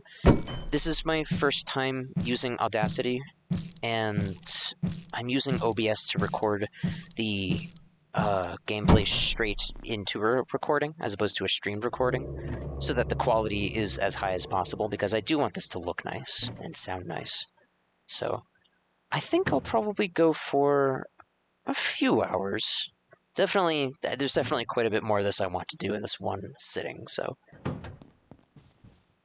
But I don't want to make it too long, just so that when I'm editing the video to kind of go over the volume of things and make sure everything sounds good, I don't want to make it too terribly long, because I'm actually very, very new to this with audio editing. I think I'll make this video should end up about, like, 2 or 3 hours. Purely because I actually just really love this game, and even more truth be told, I've been looking forward to sharing some gameplay with people, because I find this game very, very relaxing. So you'll notice that we're gaining a lot of items pretty quickly, and that's... it's nice. But, again, it is very, very good to have as much inventory space as humanly possible. Especially at the start, because you're going to be running out of stuff, or room for stuff very, very quickly. Our makeshift backpack is done with its use forever, so we'll just go ahead and put that in that cupboard. Because we can't move that cupboard, so might as well put it in a spot where we're not going to put a whole bunch of stuff. I try to organize things by certain measures. Like, for instance, so I'm going to take all the rather advanced things and put them over into this other box. And then I'm going to take chemical-related things and put them over into this box. Mostly just so I know where everything is and it stops other containers from being just booty blasted by stuff. Just piling into them. See, the Giga Glue is a chemical item, so we'll go ahead and take that. Hose can stay there. It's more of like an advanced sort of item. Tech scrap for sure in here. Although, actually, do you know what? We're going to take this because there's something I'm going to show here in a moment. If I can, hold on. So, in the crafting section, everything is categorized by actually a very nice amount of categories, and it does separate them all very efficiently. If you think an item is going to be in it, it probably is. So, the crafting system in this I actually do enjoy a lot for what it is. It is very, honestly, easy to use, and really self-explanatory. There's a lot of use to it. You can favorite items, so they show up in your favorites section specifically. There's a lot of really good stuff. The quality of life on a lot of things is just, honestly, stellar. So you'll notice that we need coils from electronic equipment, and that is going to definitely be one of our big things here. For now, I'm going to kind of just definitely not make an OSHA violation and power this fridge for the time being. Mostly to preserve this gorgeous specimen. The potato. Glorious potato. It is a very, very useful thing to have. By the way, the sort feature was a recent addition, and I must say it is a beautiful addition. Oh, okay, alright, that's concerning. So that sound was the sound of things spawning in, which is a bit of an issue. Not too terribly big, but not having the area be safe is an issue. Nothing spawned in there, so that's quite nice. But, yeah. However, let's see, 2 plastic, 2 hose. Those are the big things. Let's see if we can... I need another hose, so let's go quickly... Do you know what? Better safe than sorry, and we don't need it to be terribly safe here right away. Keep the fridge powered, and we're going to go get that other equipment, because it will actually be very, very handy to do so. We can put these 9mm rounds away for now, because that is not a big issue to not have on us.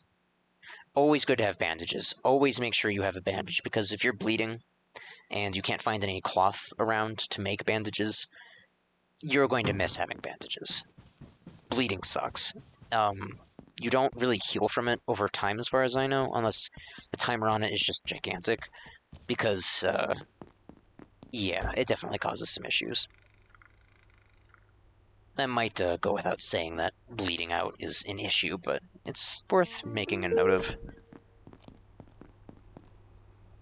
Warren.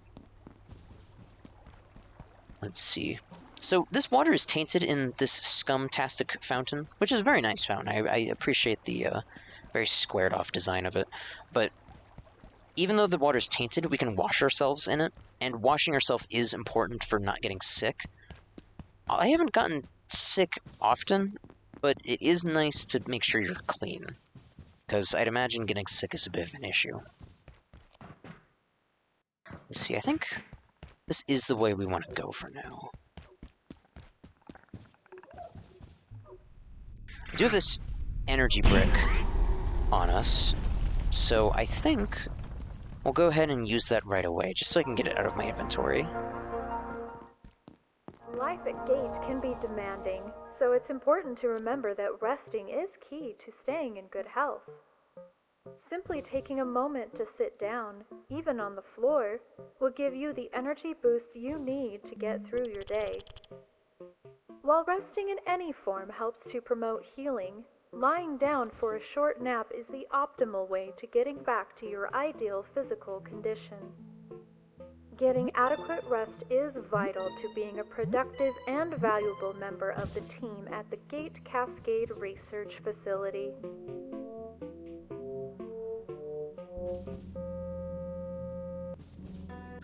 TV lady is right. It's always good to make sure you're rested.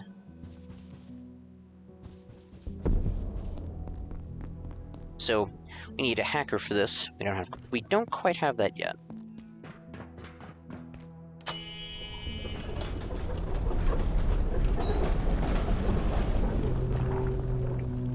So we can go this way if we want to, but we don't have to, not right away. But we might as well open up this shortcut while we're here.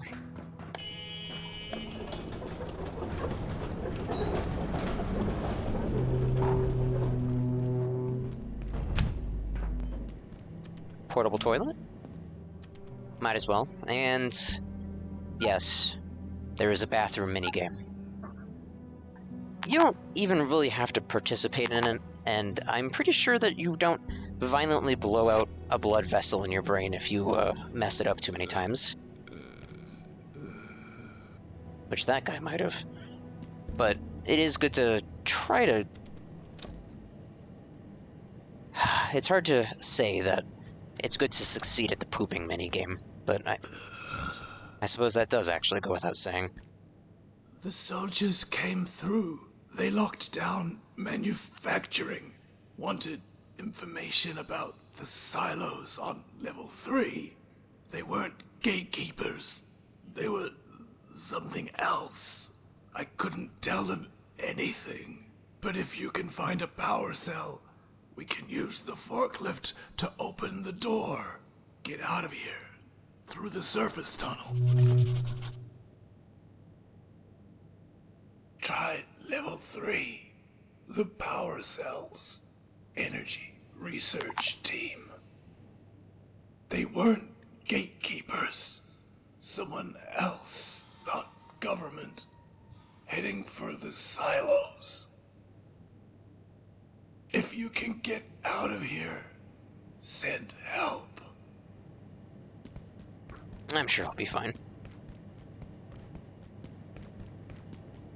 We need a hacker for that.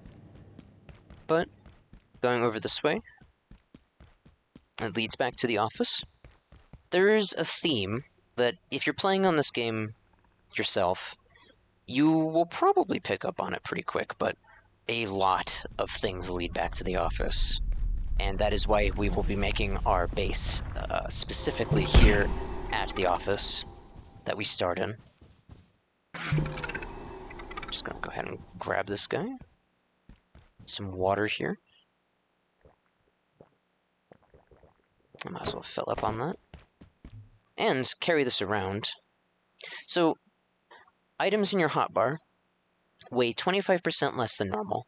So, if you want to, you can kind of micromanage your weight if you need to get it into that sweet spot in order to gain strength experience. It's a very nice thing. And the reduction of weight is cool too. So this is an interesting thing. I don't know how long this will be in the game, but it's been in for a while now. You recover all platform carts with this button. And platform carts are a very, very, very handy tool that allow you to move equipment, or anything, actually, wherever you want, essentially. They're very easy to make. They weigh pretty much nothing. They weighed, like, even less before. They weighed, like, as much as, like, a set of pens originally. But, they are very handy, honestly, for a lot of occasions.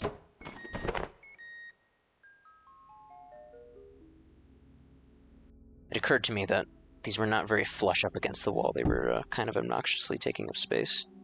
Go ahead and remedy this real quick.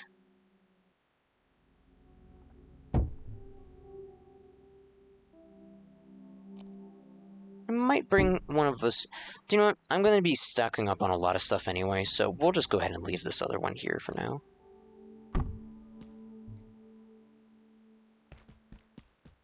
It is night, though, and I think it'd be good to sleep and just pass by this night quickly.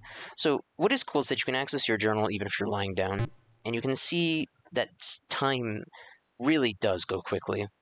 And that beeping means that we're already fully rested, which is nice. We did rest just a little bit ago.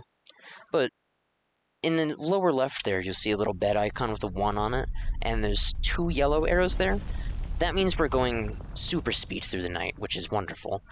If you're playing on a server with other people and you lie down on a bed during the night, only 1 yellow arrow shows up, and time will speed up, but not quite this fast. So, if everyone's sleeping, you do get the extra bonus of hyper acceleration on the speed there, but it's just a very useful trick to know, because nighttime does really kind of suck in this game, early on especially. We still need coils for power, and we're going to go ahead and actually... Ow. We're going to go ahead and remedy that here in a little bit. Actually, that will be our next thing. We're going to go raid one very specific area. Although, speaking of platform carts, let's go ahead and see if we can make one of those bad boys before we go out onto our exciting adventure. Gonna go ahead and restore power to the bench. 4 plastic, 4 metal, 3 pipe, 1 oil.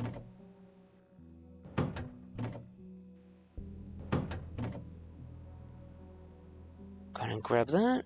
That. Do we? Yeah, we need 2 more plastic for that. Let's see, what? I'll drop plastic. This sector is under precautionary security measures. Please remain safe and wait for security assistance.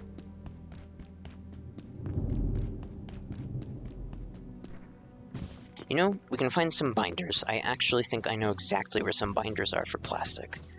Let's go ahead and grab that. I am running this game at 30 FPS. Obviously, it can go higher, and it does look gorgeous at 60, but I do find that this game is extremely aggressive on heating up my computer, and I've noticed that if I run it at 60, or 30 FPS, excuse me, it heats up my computer significantly less, and I do appreciate that, so... I thought they were coming to help, but they weren't gatekeepers. They started shooting. I wasn't trained for this. I'm just a receptionist. He's just a receptionist. Living in a small receptionist town. I heard their radios, something about level 3. I'd stay away if I were you.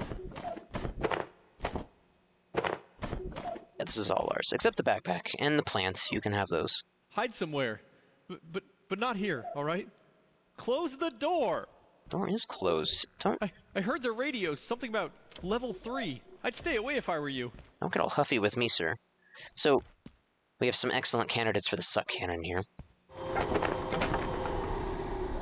Gorgeous.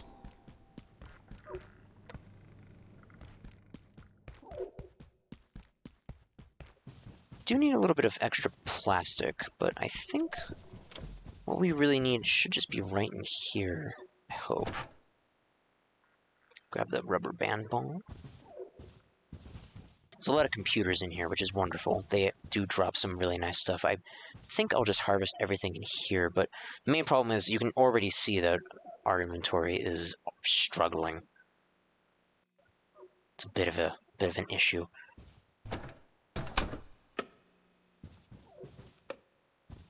You know, I actually, in my opinion, I think it would be nice if lamps didn't buzz. Because if I was working, and every single lamp buzz like these do, I would probably lose my mind. These are some... I understand fluorescence buzzing, because, God, fluorescents are terrible. But, man, if even these basic incandescent lamps were buzzing, and I had to work around these things, and those were the only light sources, I'd literally just use candles instead. We need one more plastic, so I think...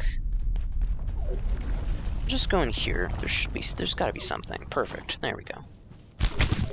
Ow. Well, actually not even ow, just... Stop that.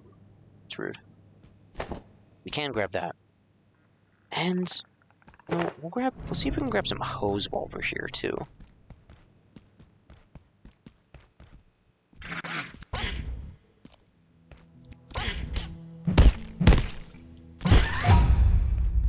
Done with that. So, I didn't realize this until very recently, but you can totally just yoink this clock off the wall. And I like that quite a lot. I love clocks, and I am not above stealing every single clock I come across. Test tubes are wonderful. They go into a lot of very nice things. Dr. Derek Manse reporting, Research Director. We now believe IS-171, or the carbuncle, as Peters was calling it, is the larval form of IS-173, and almost certainly 178. Dr. Pendleton speculates there may also be a fourth state we have not yet encountered, and I believe she may be correct. If this is correct, it is an extraordinary shift in our understanding.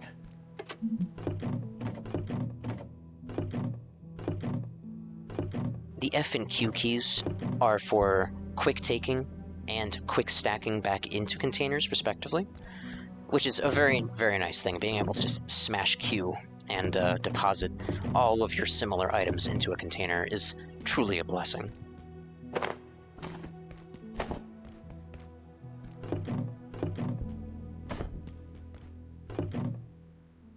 You'll notice I'm leaving a lot of, the salt behind. We don't really need it right away. There is some stuff that it goes into, but I haven't found it to be too terribly useful, especially right off the bat. We mostly just want some very specific supplies to bring back with us while we're here. But I don't really want to pick up the salt. It's not that useful. The book we can ditch. Any single items that are kind of lingering around we can ditch. I think that should be fine.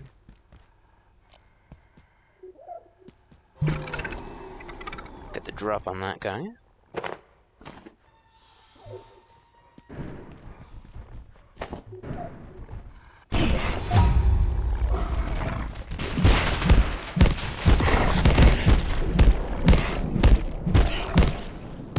These guys, if you can get them ahead of time before they really start wailing on you, is highly advisable. There's actually quite a bit of good stuff in here, so we're going to go ahead and grab as much of this as we can, which I think we can grab everything that's in here right now. We don't need the lead vest, and we don't need the pipe. Actually, 16 is the limit for that, so we it would create another stack in our inventory, and we have enough pipe for now. We don't need to grab any more, but there's plenty in here if we do need it.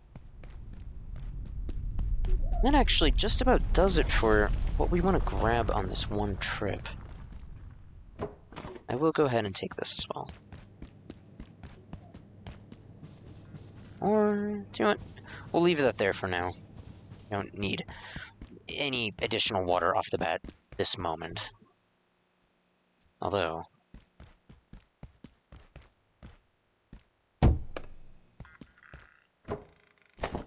frankly, why not?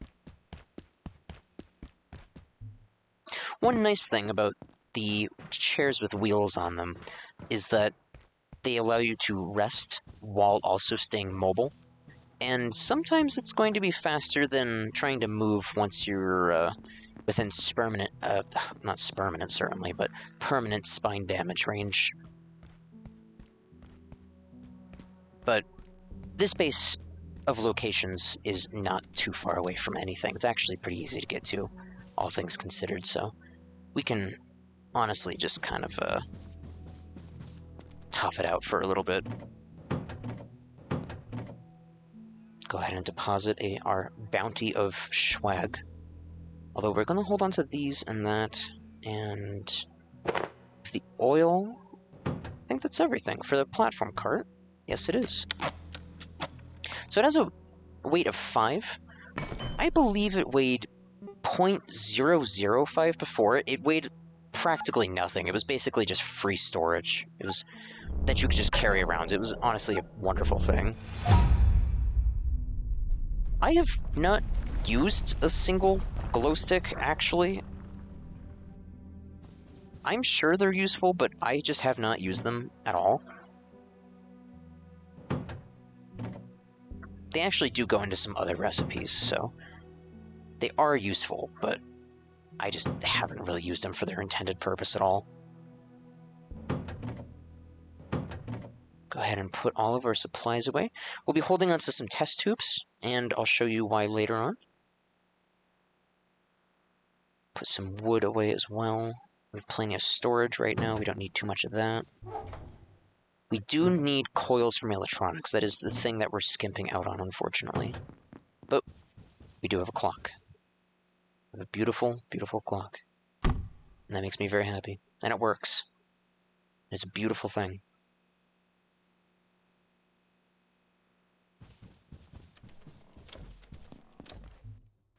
I don't think there's anything too terribly important that we else need to bring. The platform cart was the big deal, and I'll be showing you why here shortly. Why, and especially why I wanted to bring one to where we're going. We'll be going up here to the server farm area. We were here before. We grabbed the fridge from here, but this area has a lot, and we're going to want almost all of it.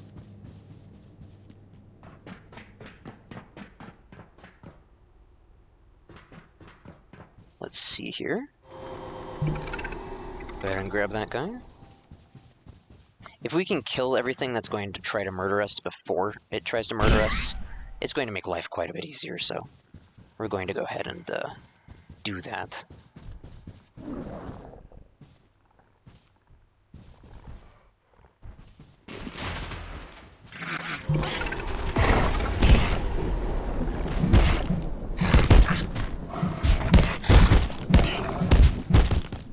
I must emphasize that the +3 damage from the self-defense trait that we picked when making a character honestly does make an enormous difference towards how much damage output we're doing, especially at the very beginning of the game before our skill in bladed weapons is up, or any weapons at all, in fact. So, here is the platform cart. It is a mobile storage unit that you can move around. It is honestly, truly a wonderful thing. We'll be going ahead and throwing our water cooler on there. Now, the big deal is using our beautiful suck cannon to get a lot of this very quickly.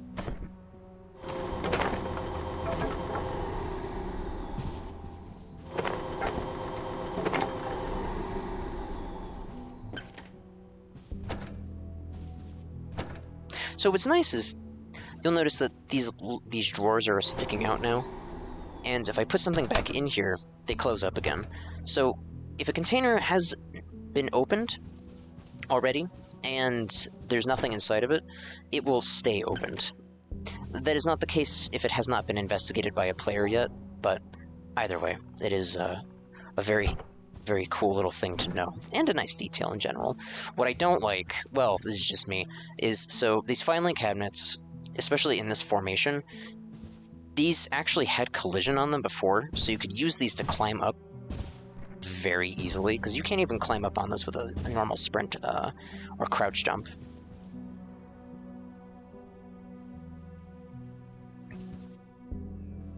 But now they don't have collision, and that's it's fine. I think I understand why they did it. It's more of an optimization thing, and it would probably get in the way more often than not, but it was a cool feature that was in there and isn't now, but it's fine.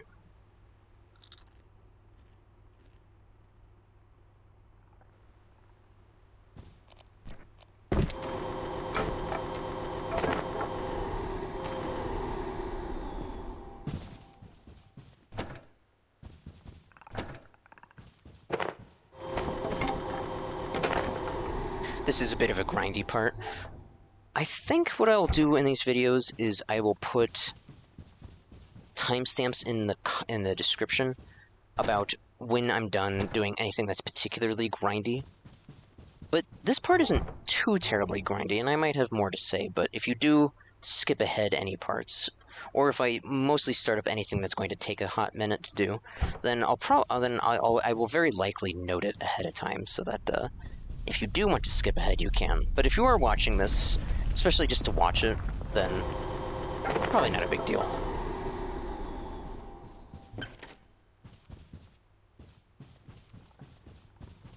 In instances where I am trying to grind something in particular, which I won't do a lot of, to be honest, then I will definitely make note of it, because there are some parts of the game that are a bit grindy, but not a lot.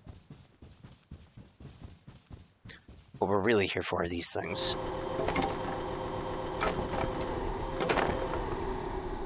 Not terribly much so, but you'll notice we're getting a lot of tech scrap and plastic scrap out of these things.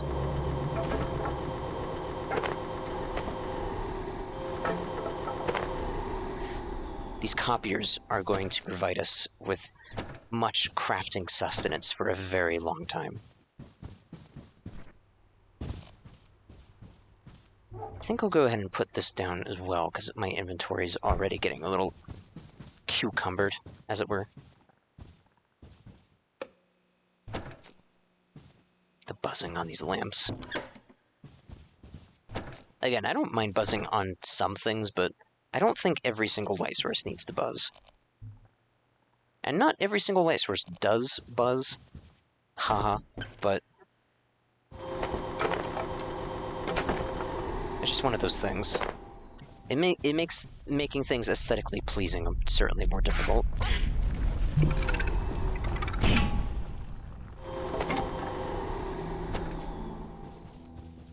I'll go... well, actually, at the very beginning you saw me tearing apart computers with a knife. It more than likely goes without saying that using the suck cannon on these things instead is insanely faster. Even for that. Although, you will notice that we did get 71 bladed weapon experience out of that. So, if you do need experience for any weapon types, then you can just break apart containers with a weapon. But in terms of immediately picking things up and breaking apart things very quickly, the suck cannon is honestly pretty much unsurpassed. And yes, I will continue to call it the suck cannon. Even though it is referred to as the vacuum, it is absolutely the suck cannon from Ratchet & Clank 1.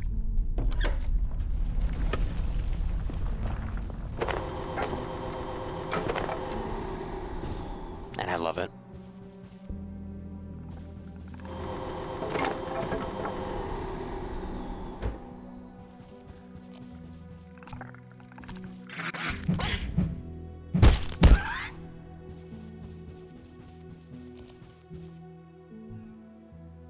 I'm getting close to permanent spine damage weight, so let's go ahead and drop some things off.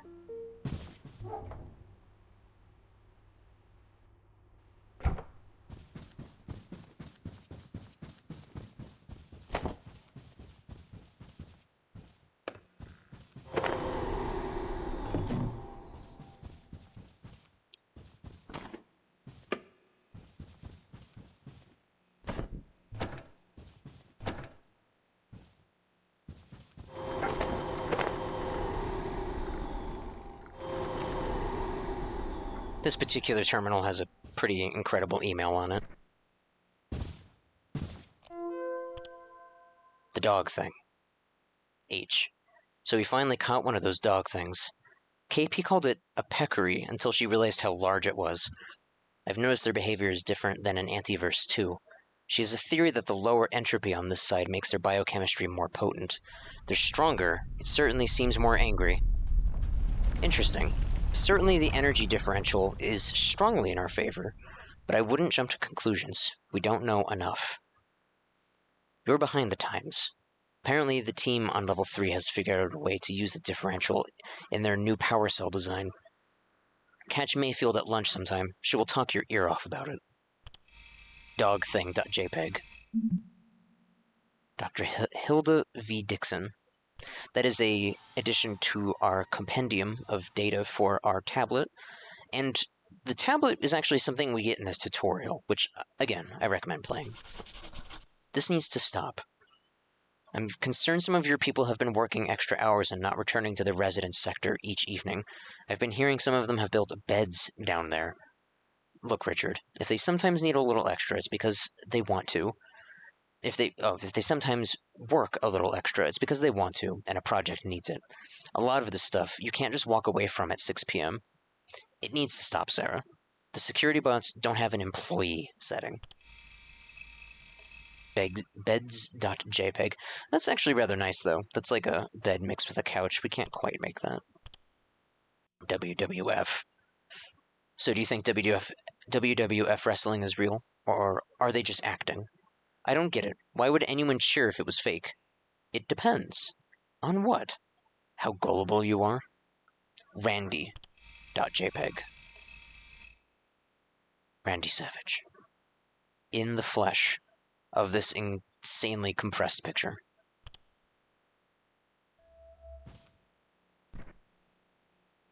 This is a very nice chair, though I don't want anything to really do with this chair at the moment.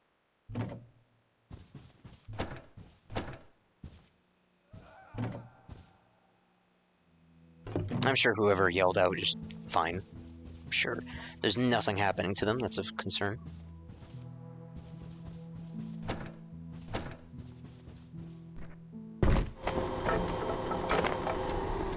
So you might be thinking, do we really need all of this?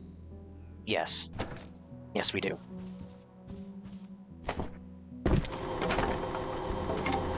There's a very good reason why I brought the suck cannon and the platform card up here. Getting as much of this as possible in one go is going to be immensely helpful.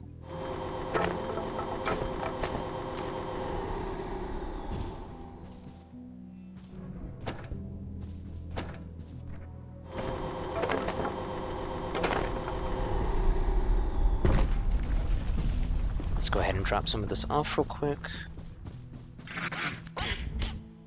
Let's go ahead and splatter that creature against the ceiling.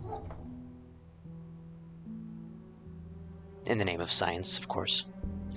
We have 16 beautiful coils. Beautiful, beautiful electronic equipment.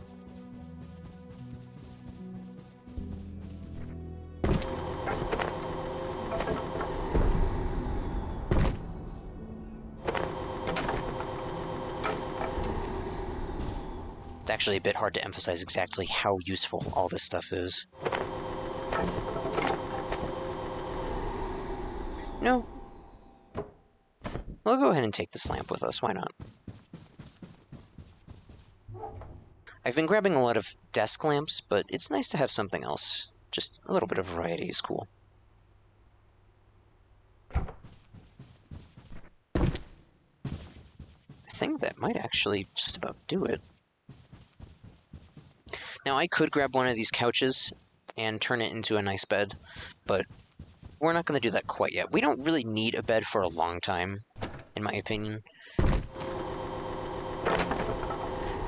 They are very nice. They act as respawn points if you die. But it's not imperative that we have them, it's just nice.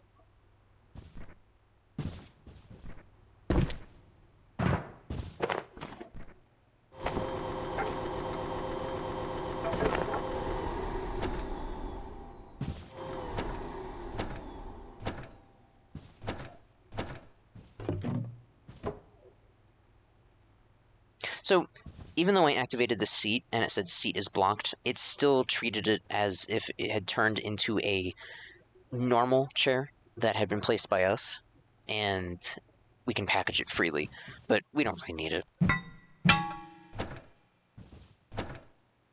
Unless you and your homies are running around trying to just be a office chair army, there's not really a whole lot of reason to have a bazillion chairs around.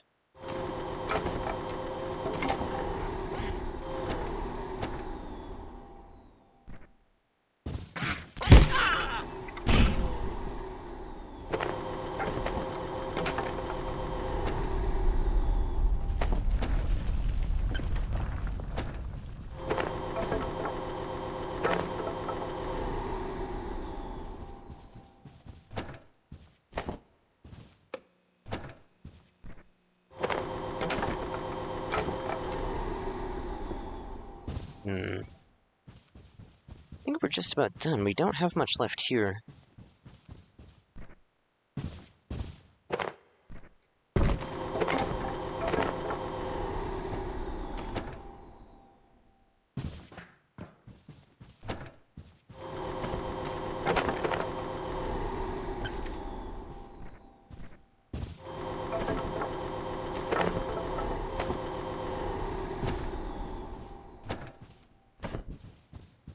I apologize for not having too terribly much to say. A lot of this is pretty self-explanatory. Suck everything. Though I am nearly out of battery power.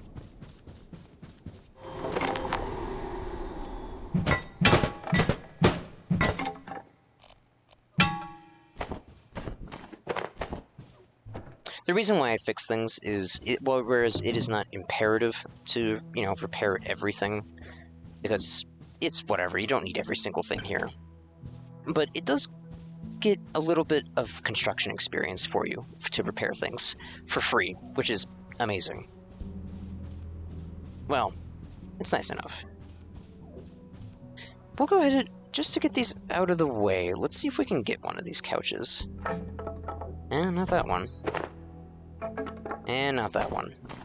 Unfortunate, but that's quite fine.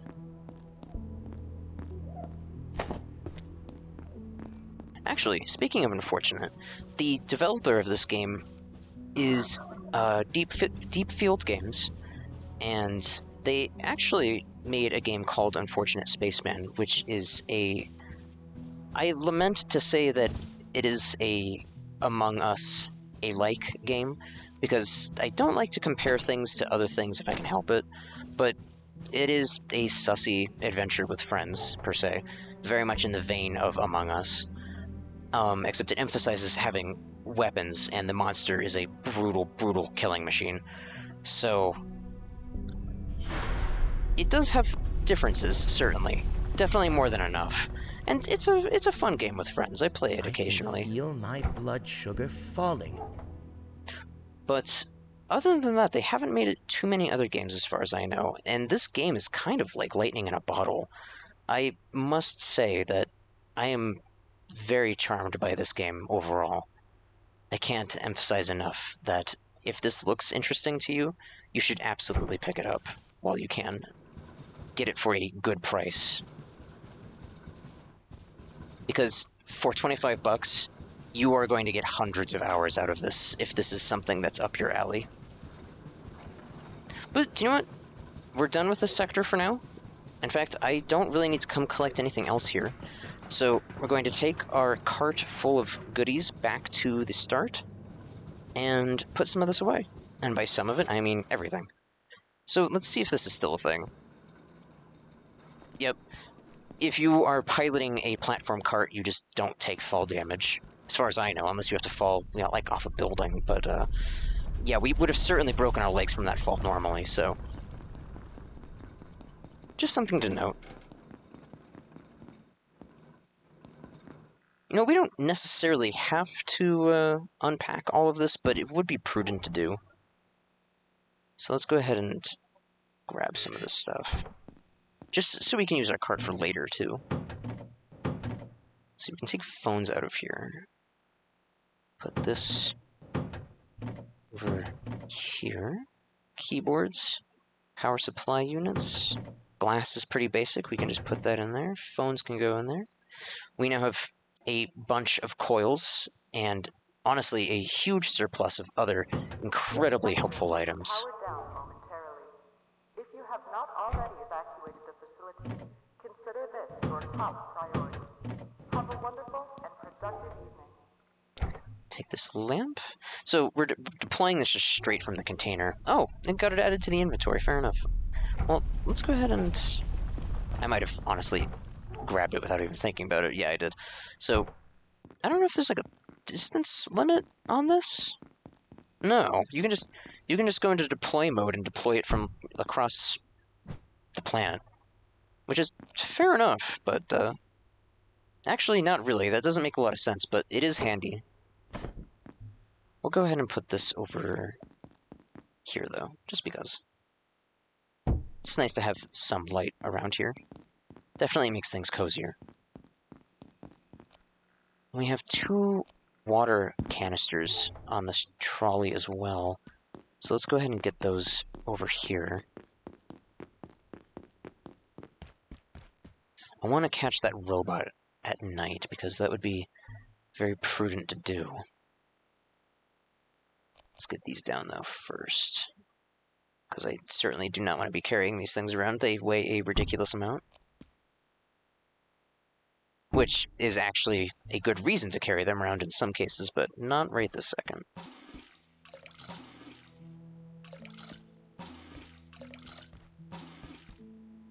Move all the water over to the left side, just to make things a little easier.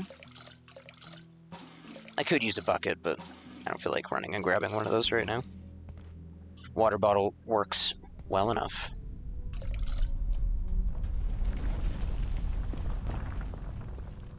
Getting a little starving, so we'll have to fix that here soon. Now it's night. Let's go see if we can catch this robot real quick. I need to check something.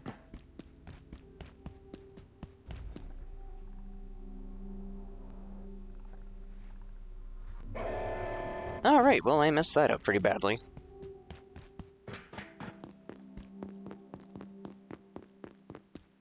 I was going to attempt some stealth combat with that robot, but, I don't want to do that right now. That's going to be very, very painful. Let's see, there's no power for crafting at all, so... But we can kill some time with, figuring out some recipes real quick. The walkie-talkie is pretty much useless in single player. In fact, I'm certain that it is just entirely useless. It's a tool for communicating with other players, any distance. Which is very handy, but, again, playing alone, not very helpful. It just needs metal. Or I could just be totally wrong. Heater is handy. It's not imperative, though. Skeleton is a very nice friend to have. Always. Lever's pretty cool. See, I think that, and then it's not screws. It's not screws because we haven't discovered screws yet, so it isn't that.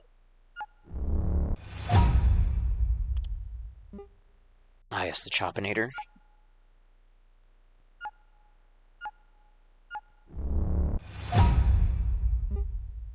This is a very, very nice thing.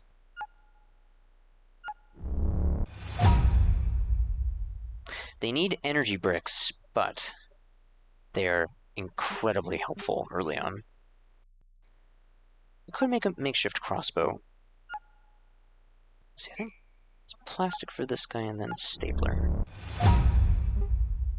Makeshift spear, you need a whole lamp. And a desk phone for some reason. I'm not exactly sure why that is.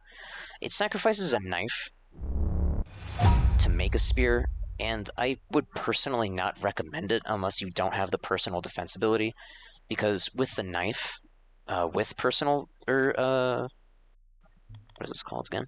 Self-defense training, it's good enough. You don't really need the spear, I have found.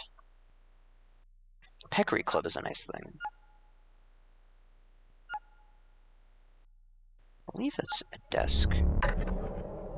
Well, it is that. We need...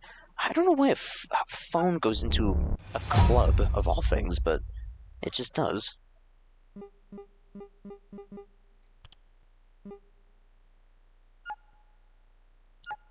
Let's see, I think that's not a rubber band ball.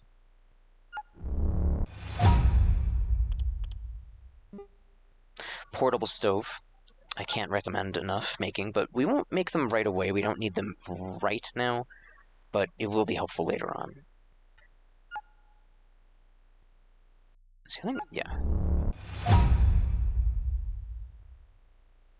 I hear a certain creature out there in the darkness.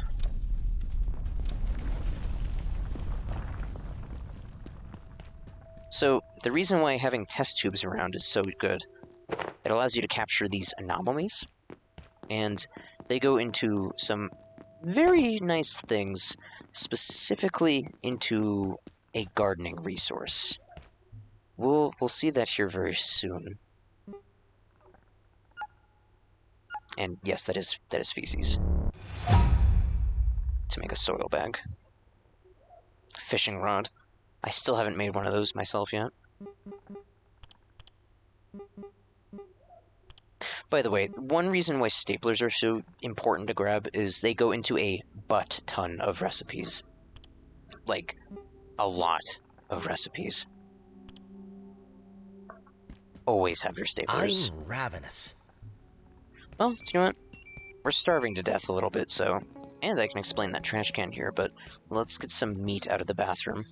Quick.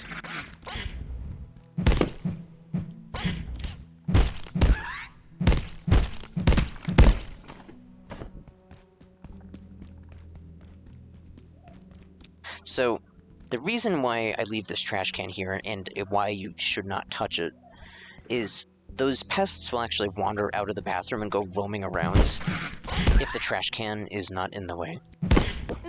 However, if you try to block off this path after you break the trash can, or package it, either or... Give me 1 second.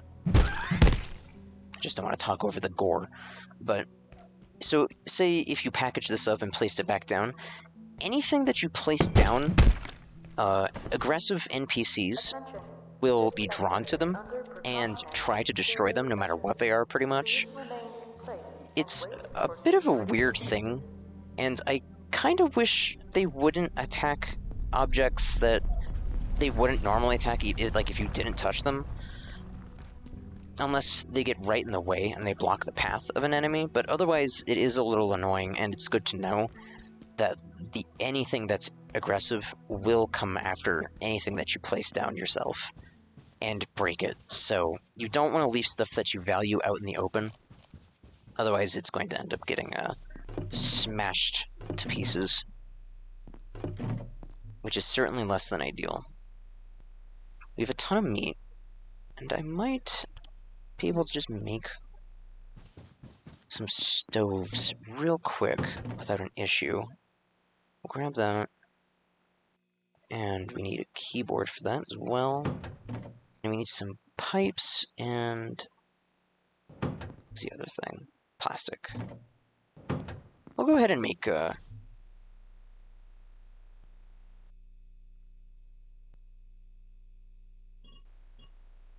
we can make 4 comfortably, so we'll make 4.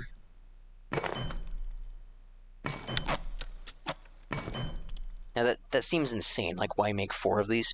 You'll see here soon enough. Speeding up the cooking process is a very, very handy thing.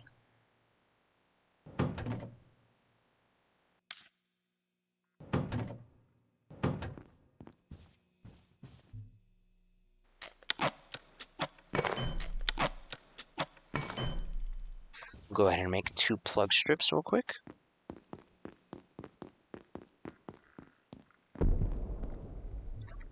Now, I'm place down some portable grills. And I'm going to put these down as cleanly as I can.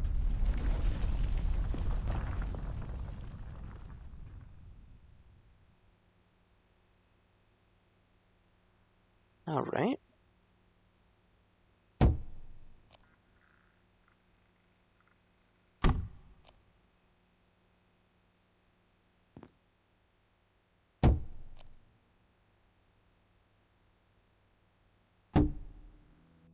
That's about as perfect as I can possibly put them down, and I'm very happy with that. So now with these 2 plug strips, I'm going to want to go ahead and...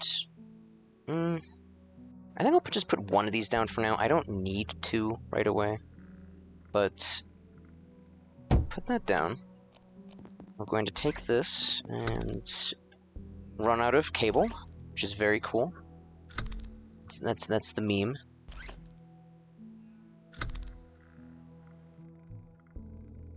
Alright, we're gonna go get some tech scrap real quick, and then we're going to grab that cable again. Now is as good of time as any to show off cable extending. So, when you have a cable in your hands, you might notice this text that says place a reroute for 1 tech scrap. What this does is allow you to extend the range of things. It's kind of like a big extension cord. And we can put that there, and I think I only grabbed 1, yeah, but that's more than enough. And we can slap that down there. And that allows us to power 3 grills, which is pretty wonderful. For this, I saved it because I would like to power both this bench and the fridge. Having the fridge be powered would be very, very helpful, because having food go bad is a very bad feeling. So let's go ahead and put that down. I'm going to grab some tech scrap. I'm just going to grab the whole pile, because why not? And then I'm going to put that there. I'm going to plug that in. And we'll take this. What's nice, so you can see how the reroute will turn red there. That means that's past the extended distance, or the maximum distance that the cable will travel. So it's a very handy way of telling exactly how far you can move with a cable in hand before you get it snapped back to the source. I could put this here, but it doesn't look terribly wonderful, so for the sake of feng shui and happiness, we're going to go ahead and do that. And now we have both a powered fridge and a crafting bench going on at the same time, which is truly beautiful. See, we can actually work on this now as well. Strength increase up to level 5. Truly beautiful. So, actually, and that allowed us to get something very handy. We can shake vending machines and stomp carbuncles in 1 hit.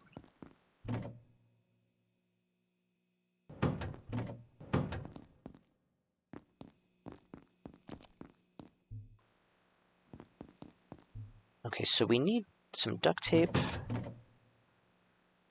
and an anvil, which we grabbed from that room very early on, and some pipe. And incidentally, we don't have enough, but there is some extra pipe hanging around. Actually, in fact, there's some right here. Easy.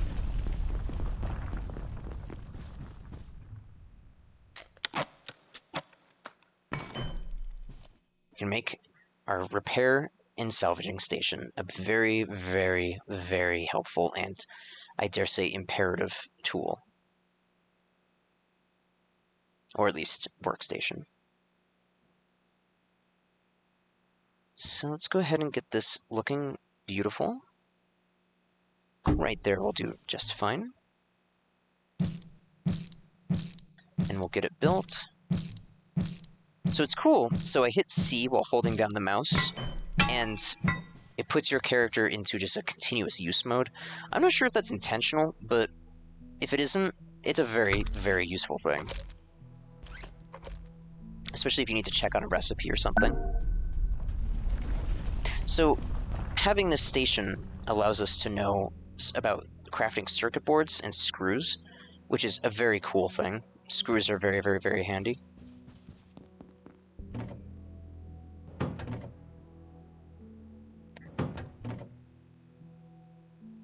But with that repair station now there, we can salvage things from other pieces of equipment. and just pretty much anything. There's a lot, there's so many things that scrap into other things, but let's just say that we'll be using this quite a lot. The most important thing here is that we can now repair equipment. So if it breaks, we can repair it.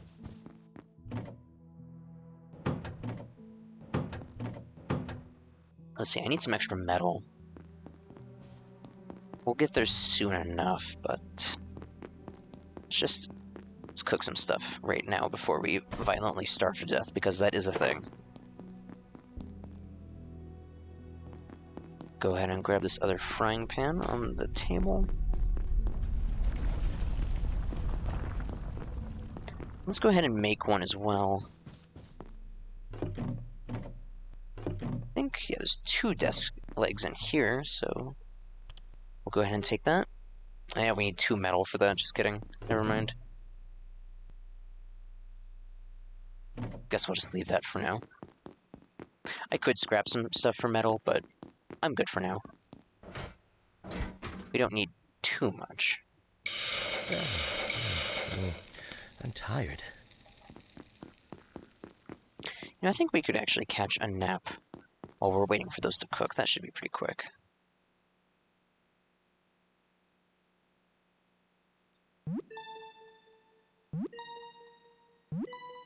It would be cool if there was more pixel variation in these characters. More so if the character changed depending on how your character looked, but again, early access. There would be quite a few different details to add on, so I do like the little mascot as it is.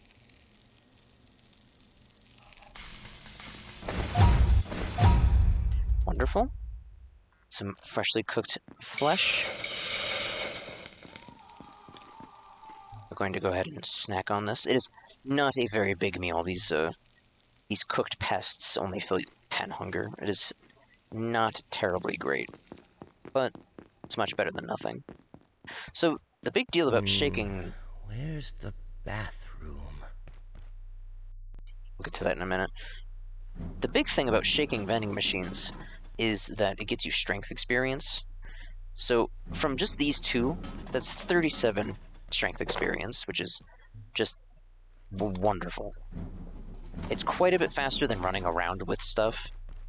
So, if you don't have anything to do, you can actually just kind of shake vending machines and get swole. It's a wonderful thing. I bet I don't want this food to burn, so I'm going to make sure that I get it before it overcooks, which is also a thing.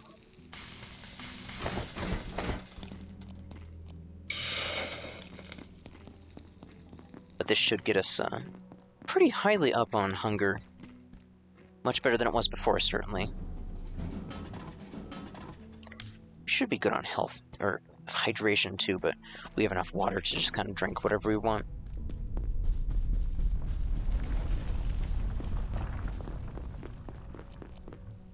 Actually, we're gonna have these chips. Delicious. Soda is incredibly powerful. It is a 25 boost to your thirst, which is certainly better than most other sources for a while. And if we engage in some robot murder, there will be bounties of soda in our future. Which is to say, there's definitely going to be bounties of soda in our future. We're going to be killing a lot of robots.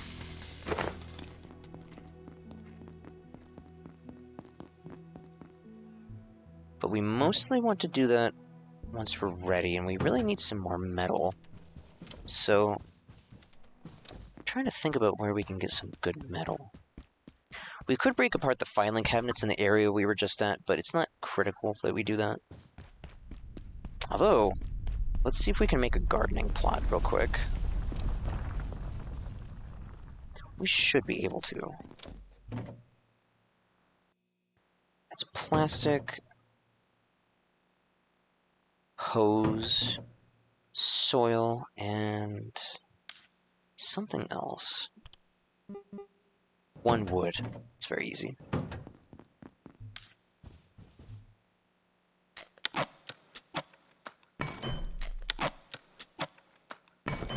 We'll go ahead and make 2, just because, why not? And we'll go ahead and put these down right here. Oh dear. I really must use the restroom. I'm about to have a fecal-related catastrophe. By the way, shitting yourself, I mean, pardon me, having a bit of an accident all over yourself is, actually an achievement in this game. Achievement, I'm not sure exactly is the right word for that, but, you certainly do get a Steam achievement for it.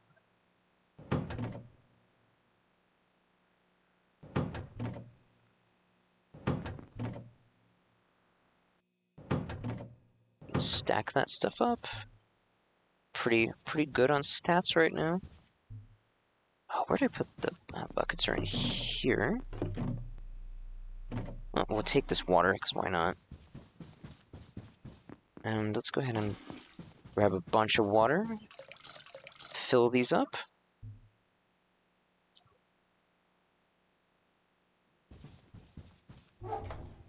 Potato. Beautiful potato. And a tomato.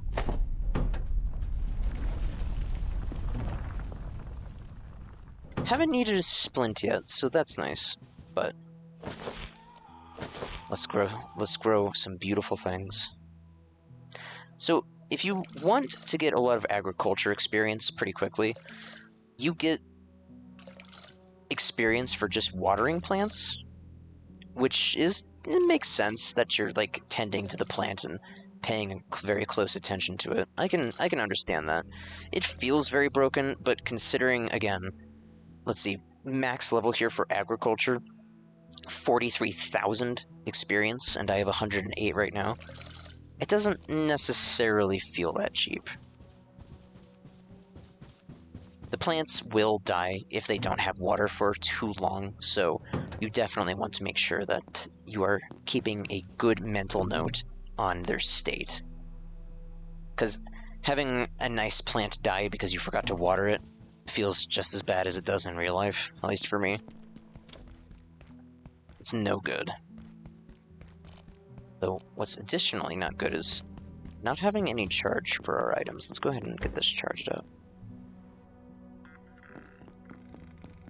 So we have a big bounty of supplies now. Besides metal, but there are some options for that very soon.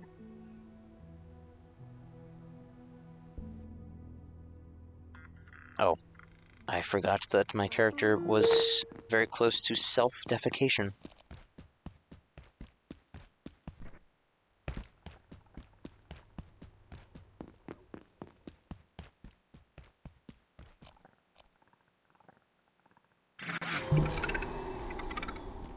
Go ahead and get rid of the closet guy. Seat is blocked. I've had this issue before. If I quit out of the game...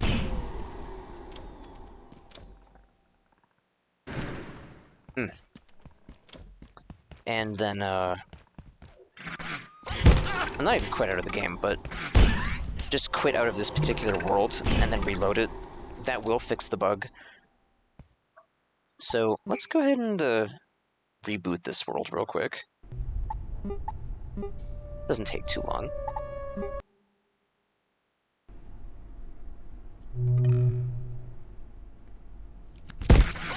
Oh, dear heavens. That was deeply unpleasant. Well, that's interesting. It resetted my timer for, violently voiding my bowels, so that's nice. Oh, it's still blocked. Jeez. That's not good.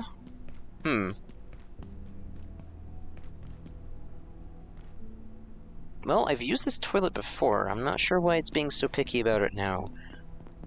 That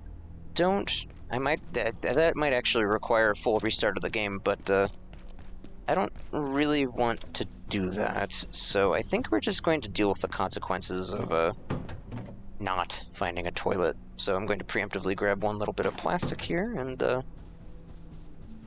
well, you'll see.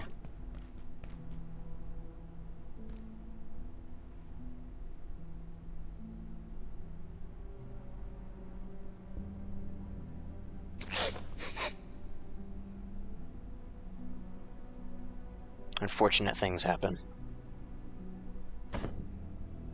We have plastic, so we can put that in a little doggy bag for ourselves as we shamefully walk over to this fountain and consider our life choices. And also why toilets were blocked by phantoms. But that's fine. Hello, Warren. There is a lot of signage in this game. I have a very good sense of direction, so I'm the type of person who memorizes, like, entire Minecraft worlds. But I would highly recommend making notes to yourself on locations and where they are, and trying to get a good feel for where everything is, because you will probably be revisiting a lot of areas. For the most part, not a whole bunch, but it's good to know where everything links up. And in the midterm, you can honestly make use of another thing, which I'll show you now. I don't know... Okay, we do need glue for this.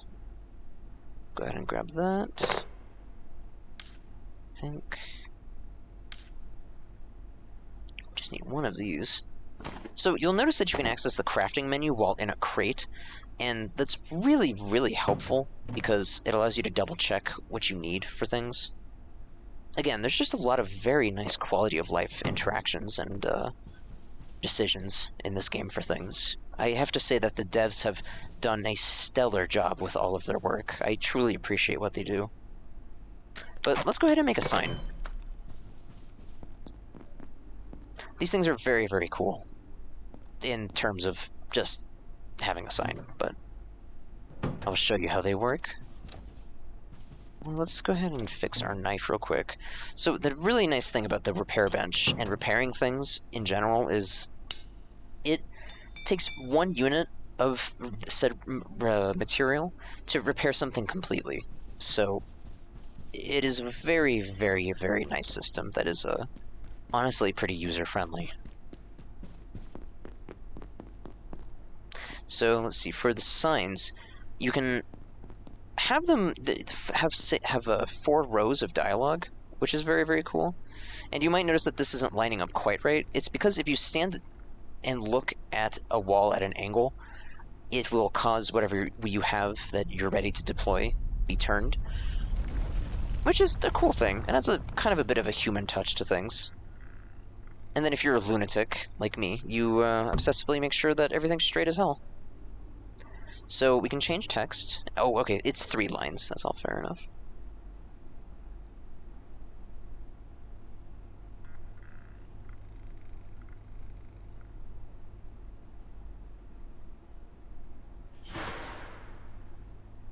There we go. That's very helpful. Now we know that that dude is standing right there. Science is truly a wonderful thing. I am, of course, making a jest, as I know where everything in this game is already. I don't need science myself, but I did want to show how they worked. It's not quite the same as having security in bio, but it'll do. Let me see here. So, we use an energy brick to open up an area up ahead, but before we go that way, I want to show something very, very cool. It is a secret path, as it were.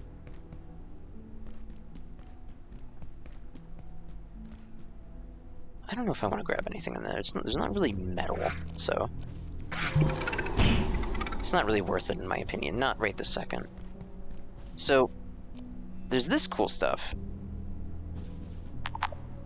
And we can't go up there right now, but we will here in a moment. Here's some more water. There is a lot of water just hanging around that's fresh and very drinkable right away. The water coolers are everywhere, so I would highly recommend grabbing as much as you can, especially if you're playing with others, because if you do just grab all the water as you go, you really don't have to worry about purifying it yourself too much. Well, I knew this would happen. Ever since Varenkov's team took over Silo 3, you couldn't get a single power cell after that. Now look, They're precious antiverses, totally out of control.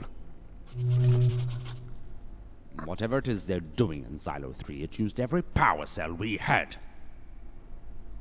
They did too much, too fast.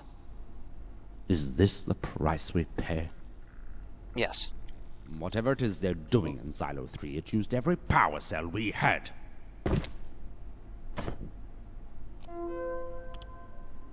178 containment. Hi. You need to take this one seriously. We retrieved IS-0178 from A2, Antiverse 2, as it were, and it nearly killed us. It needs full Crucius containment, and anyone interacting with it will need GISP-rated impact shielding at the very least. Noted. T.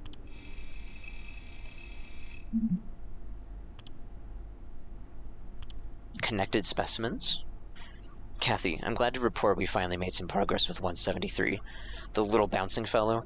We couldn't get near it at first. The thing wouldn't sit still, not to mention the spikes. Hey, Isaiah. How did you manage it? I've been forced to work with dead specimens. Incidentally, autopsies suggest they're the second stage in the life cycle of a metamorphic creature, starting with 171.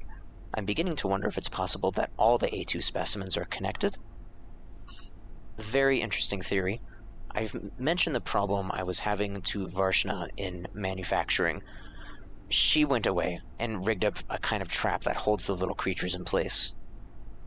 I don't know if that adds... I didn't see if that added a recipe, but we'll see here in a second. Barbecue. Listen, whenever you're in a place like this, and you see a message called barbecue, with scientists like this, it's kind of a red flag. Went to a, quote, barbecue on the dam in the hydro plant last night. Those boo suits can party. They had these great sausages. One of the hydrologists made them. Said they were actually really easy. Don't ask what's in them. Listen.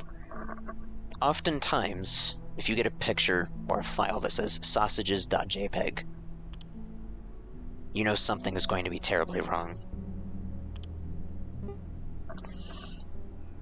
I still haven't made these myself yet on any of my saves, but they might be worth making. Some delicious Peccary sausages. Ow. Ow. Ow. Ow. Ow. The water there doesn't really do a lot of damage, even electrified, which is nice. It's very, very, very forgiving right there. Let's go ahead and grab this nice thing. So, normally when you come through this door, that's blocked off and you can't really get through it. Furniture does actually block doors in this game. But I want to show something else real quick, actually, speaking of that file cabinet. Oh. Just bounce off. Dr. Manse reporting. IS-178, the Peccary, as it was so ineptly dubbed by one of my puerile co-workers, is more intelligent than it first seemed. In fact, it grows smarter and more capable over the course of its life cycle, before morphing into the later life cycle phase. Dr. Manbanco even managed to teach it a few simple tricks, with only minor burns, I believe. So, for this door, if you want to, you can just kick it open. Or you can just go around the other side. But there's also another thing where you can just kind of steal the container while the door is halfway opening, like while it's still in its animation. It doesn't have the same interaction collision as normal. I didn't think that you could just kick the door. I didn't think it let you until you moved that container, but maybe you could have and I just never noticed. Either way, this is the only huge filing cabinet I know of in the game that is actually all ready for you to package, and it doesn't have a chance of breaking, which is very, very cool, because the large filing cabinets hold a lot of stuff in them. This sector will be powered down momentarily. They're a handy container. If you have not already evacuated the facility, consider this your top priority. Have a wonderful and productive evening. By the way, I'm getting up all this with crouch jumping. Crouch jumping is a very, very helpful thing. But, now on to the secret. Let's go ahead and John Freeman our way through this vent just real quick.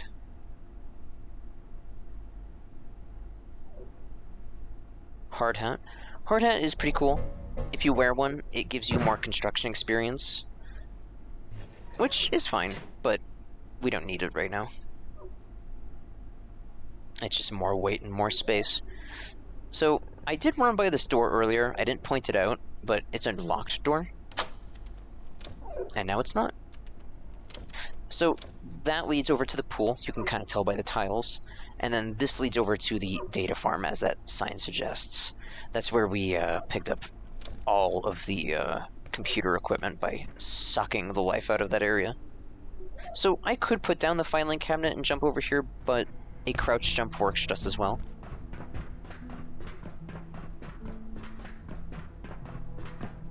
If you need a crouch jump to get to it, it's probably cool. So this leads into a very nice storage room where there's a bunch of stuff. Including anvils. So we're gonna go ahead and grab these guys while we're here.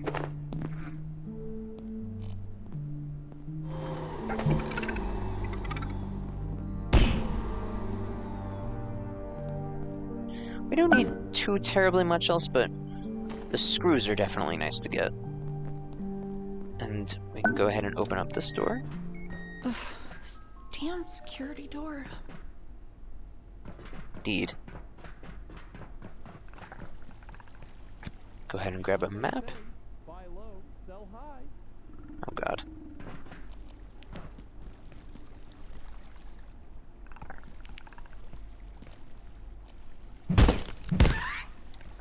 On the chance that this abhorrent creature is actually over here, I'm going to go ahead and show you this terrifying thing.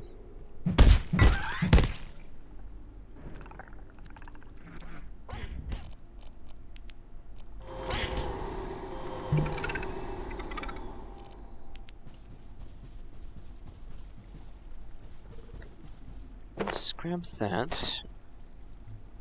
I don't know if I have enough plastic back at the base, but it might be nice just to grab some. It might just be nice to grab some of this now. I'll go ahead and leave the rest of this. I don't need too much. I know I have a bunch of plastic from other resources. Yet another water cooler.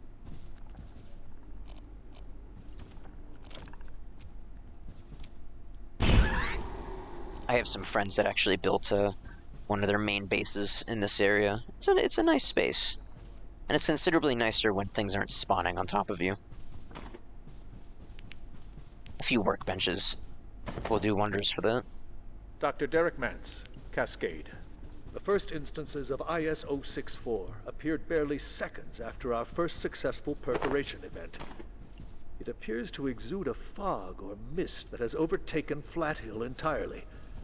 The surviving residents have been evacuated and a cordon established around the town, citing a chemical spill. The residents, not to mention our counterparts at the EPA, are less than impressed. But the knowledge we already gained, even in this short time, is beyond value. I didn't want to have the noises from the sleeping minigame be all obnoxious like it has on these few times. I apologize about that.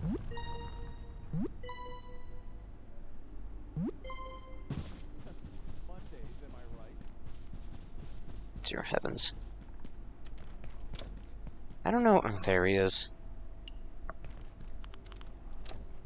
So,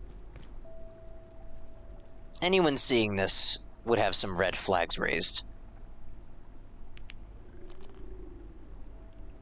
Wow, great to have a friend like you. I'm going to go ahead and give this terrifying creature a soda. He will not eat a portion of coiled human feces. Understandable, I suppose. Mondays, am I right? Obviously, this is a very normal human being. very normal. There's nothing suspect about that at all. I'm gonna wait on that Dr. Manse report for just a second.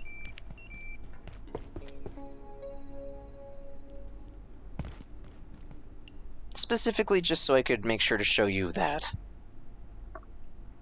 That very, very normal human thing that happened. Private note. It's undeniable that operations at Cascade are being monitored by external forces. This much the Cascade Executive Committee have been permitted to know. Exactly who has been infiltrating our communications, and to what ends, remains unknown. Or rather, those who know refuse to say. I've been directed to tell my team that we are conducting some security drills, but the threat seems quite real.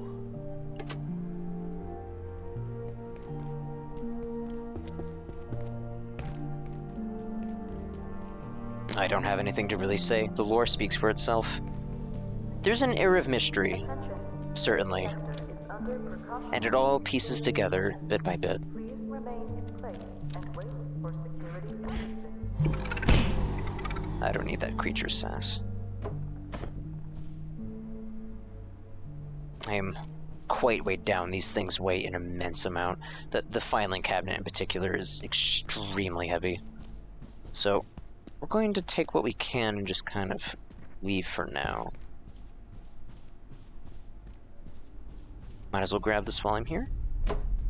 So, actually, just seeing this just reminded me, but there's a lot of rooms that have light switches, so this area that my friends had made into a base was it's actually a pretty cool choice, because you can turn the lights on and off and just rely on your own place lights.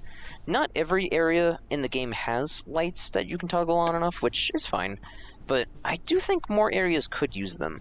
The area where we're making a base right now actually does not have light switches, and I think it could really benefit a lot from having them, to be honest. But that's just me. I'm a very aesthetically minded person.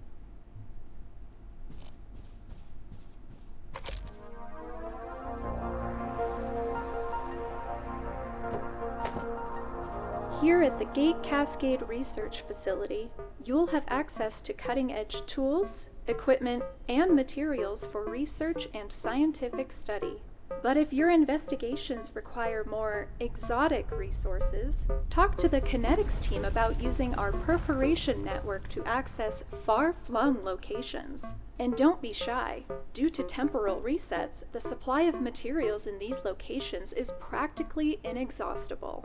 So if you're running low on resources, head into a portal world for everything you need.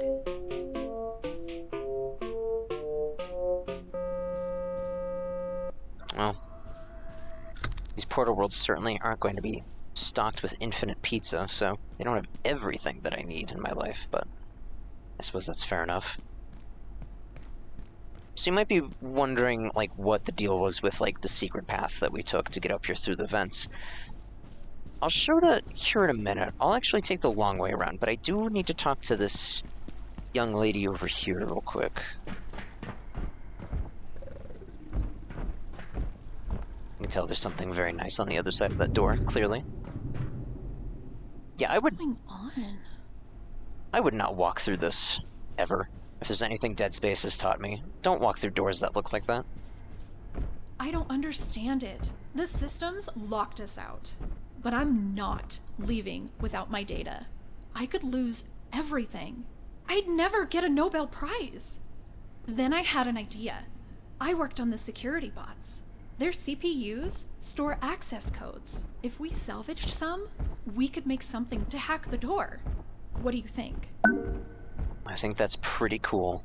Did you get those CPUs from the security robots? I can't get my data until you make that hacker.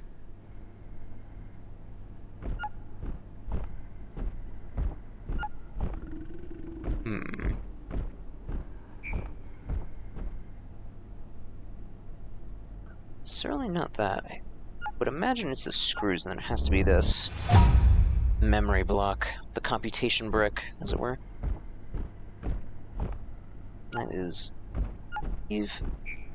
all of this business put together, and then that is And a controller device. I believe that's another one of these bad boys.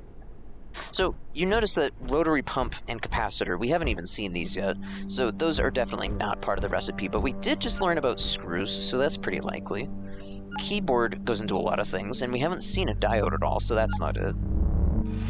So, using that, that's what I mean, that you can kind of suss out what these recipes are, if you're paying attention to the stuff you pick up.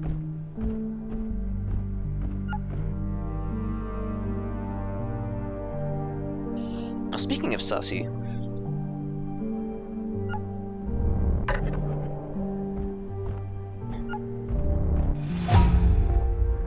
I did mention Unfortunate Spacemen, the game, earlier. That is another game that Deepfield made.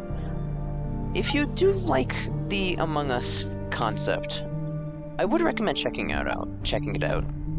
It's free. It's actually entirely free. It's on Steam. And it's fun. It's fun with some friends. If you need something new to do.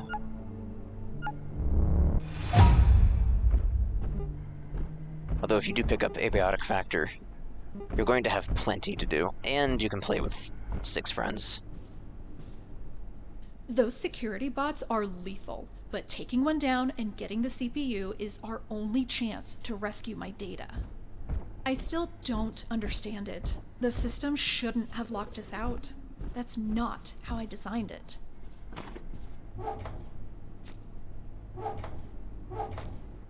Go ahead and grab some extra supplies. Did you get those CPUs from the security robots? I can't get my data until you make that hacker. By the way, actually, while I'm thinking about it, I'm here.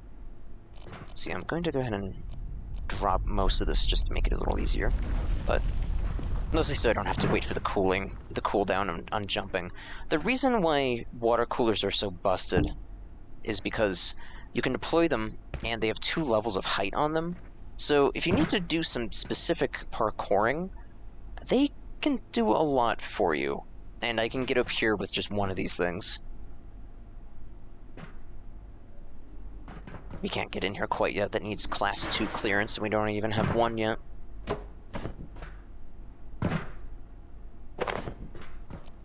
So I did mention taking the long way around, and we can do that, but I think I'll take this shortcut first. So this elevator is the one that we encountered earlier. And by taking that shortcut that was in the vents, it allowed us access directly up to there pretty much immediately. It saves a lot of time, to be honest, to just take that route. But on the return trip over there, I'll go ahead and show you the intended path, or at least the more obvious linear one that you can take.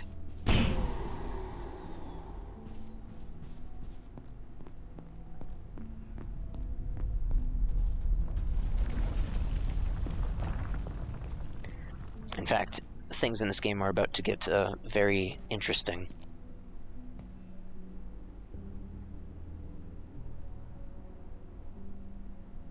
Let's see, I think that's about right.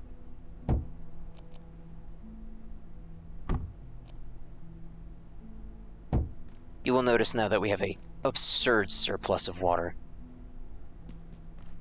Life is now good. I mean, it was already pretty good before, but now it's, like, just phenomenal.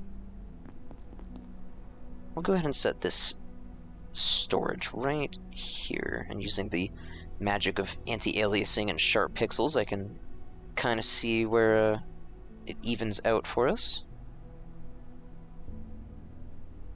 Using the holograms of objects that you can place to kind of, like, figure out exactly how level it is with everything else before you place it is a very, very handy trick, I will say. Always carry a screwdriver, also. I don't know if I emphasized that before, but you're pretty much always going to want to have one. They don't really weigh anything, so it's worth just to have one of them just sitting around. So the filing cabinet has a lot of extra space, so we're going to go ahead and put the anvils in here because they take up 1 spot each, which is fine, but it's nice to just have those separate away from the stackable items. And then go ahead and deposit everything that we have here. Don't think there's anything I really need to do right away. I do need to water these, I know that much. Let's go ahead and do that while we're here.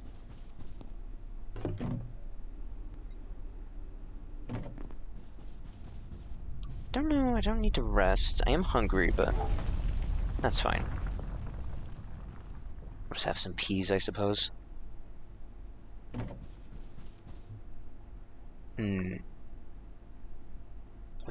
definitely have some time for nighttime, and the thing that we need the most right now is to destroy a robot in order to get very particular components out of it. Mostly one, but it is imperative nonetheless. We'll go ahead and just pin this recipe. The only reason is because it just immediately highlights things, and for me, that's just nice and easy. I'm gonna go ahead and make... I'm gonna say 6. I'll just make 6 of these things. This is exactly why we broke down so many computers and so many monitors. I really did mean it when I said that we would need all those supplies that we were sucking up with the suck cannon earlier. Makes life much easier. See, we've done that. Now, base defenses, stapler, and then coils. 6 of these, so we'll go ahead and, doesn't really matter, I'll just grab everything at once. Again, staplers being highly useful. You know, I don't know if I really need that many. I actually just want to save some of these power bricks for now. So we'll go ahead and do that. We have 2 of these very delightful electric floor traps. The shock trap is a wonderful thing.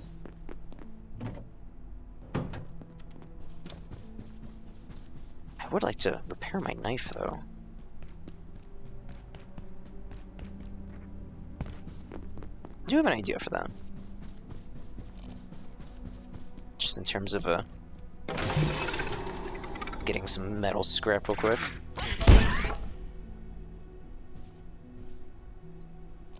Can just try to package these and fail at it. And it's fine, because we get plastic and metal. And we'll carry that around for a little bit.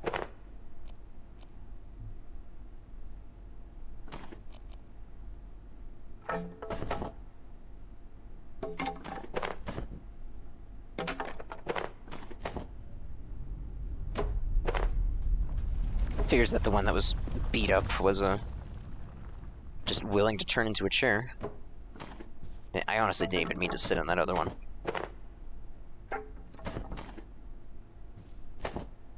Might as well grab this stuff while we're here.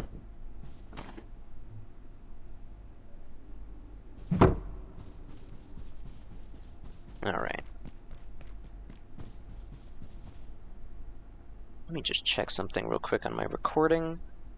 I'm just at the 3-hour mark. I might end the video here in that case, because we have quite a bit of time before nighttime, and the next episode, as it were, will be very, very spicy. Things will escalate extremely quickly. I think now would be a good time to leave things as they are. Mostly because, again, I don't want to edit too much of a video at once. I am very new to it, so I'd rather have it be a little shorter.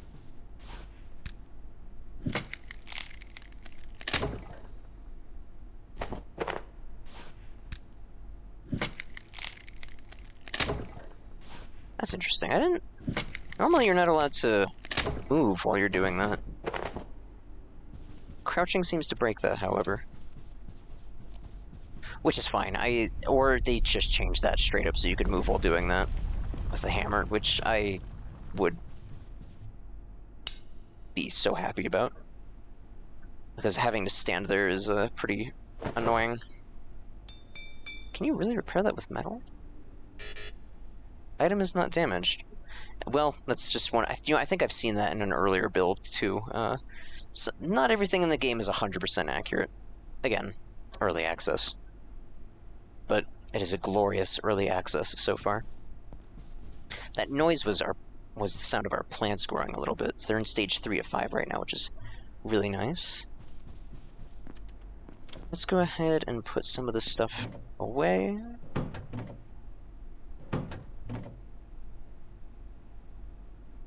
I don't know if I really want to make a crossbow right now, because we're getting close to the point where it'll be a little redundant to make, so I think I'll leave off on that. But, no, do you know what? Why not? We'll make one, just so I can show it off.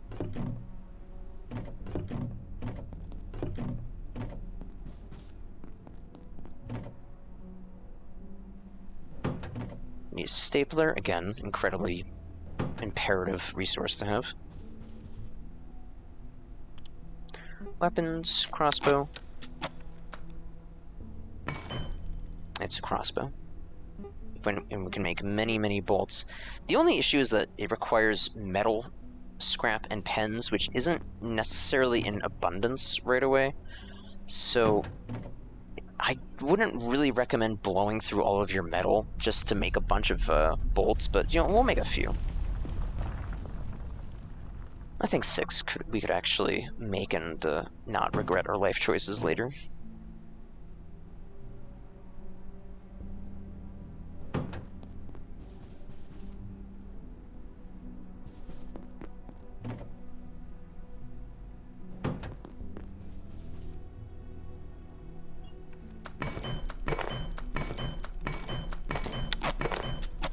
Noticeably so. It is very easy to make a bunch of those very, very quickly. And now we have 48 crossbow bolts. Pretty good deal. I will show one thing before I end this video. So, there's actually a skill for reloading. And every time you level it up, you gain faster reloading, which is great. Honestly, it is a very nice thing. One trick that you can do is, for instance, while you're waiting for things to cook, or if you just want to shake vending machines, you can go into your menu and unload any loaded projectile weapons that you have, and you can reload them again. So, just go here, unload magazine, and then work towards getting more reload experience, and that gets you 48 experience per reload on that. If you do have time to kill, if you're waiting for, like, people to do something, or if you're just hanging around, or waiting for something to cook, or craft, or whatever, not necessarily crafting, but say that there's someone working on a lot of building, then you can actually just, for instance, come over here and work on 2 skills at once with strength and reloading, which is pretty cool, but I wouldn't recommend doing it too much with the crossbow, because in the next episode, we will get something that reloads that is much, much, much, much faster to reload.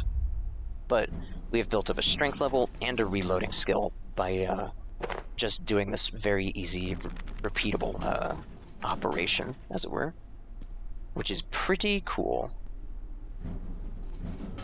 So yeah. There's just so much to this game, and I appreciate that there's options and little tricks that you can do to make your experience both smoother and just very optimized.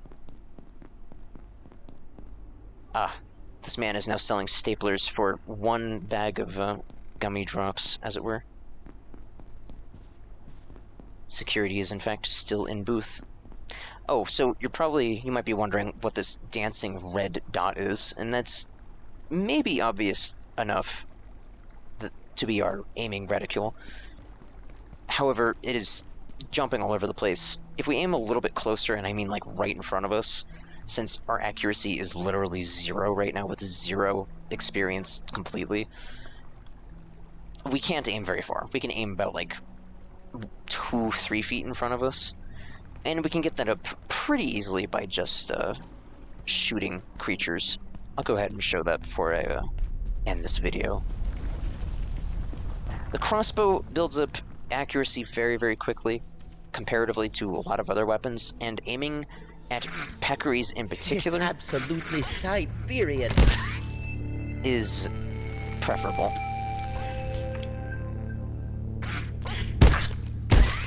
It's not necessarily because the crossbow is better at it. It doesn't necessarily give you more experience, but the Peccary itself gives you a lot of experience because it is a smaller target, so the game rewards you for hitting a smaller target with more experience. Also, you probably saw that warning about the air being strange.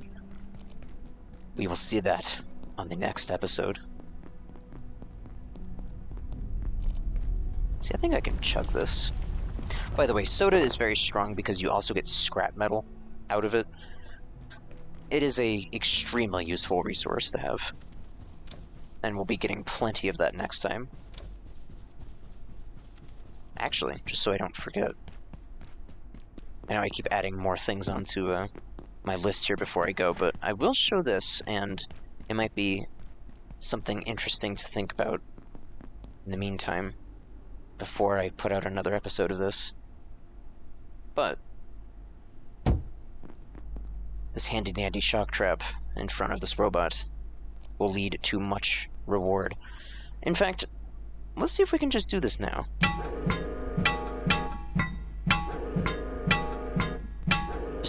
There's something I need to test in specific, actually, anyway.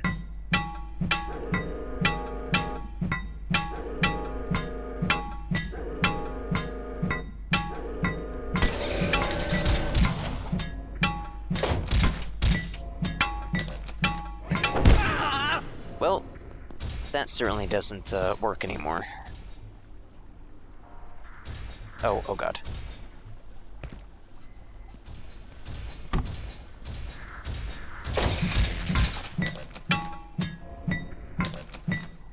So, what you were able to do, and this was pure cheese, is once these robots came out of the machine, if you were stealthed behind them and just kept attacking them, even with a basic kitchen knife, you could stun lock them to death. And it was a extremely busted way of raising your stealth experience, like, outrageously quickly. And I mean outrageously quickly. You would get, like, 300 stealth XP from just one robot. However, now we have to do this the painful way. And we will make sure it is painful for this guy at the very least.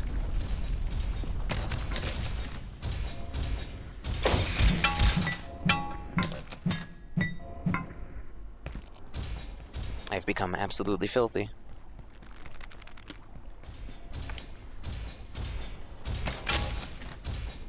See, for hitting the robot with the crossbow, we got 4 accuracy experience. Which is certainly not as much as the 28 experience from the pest that we were getting. But we can get our reload skill up at least.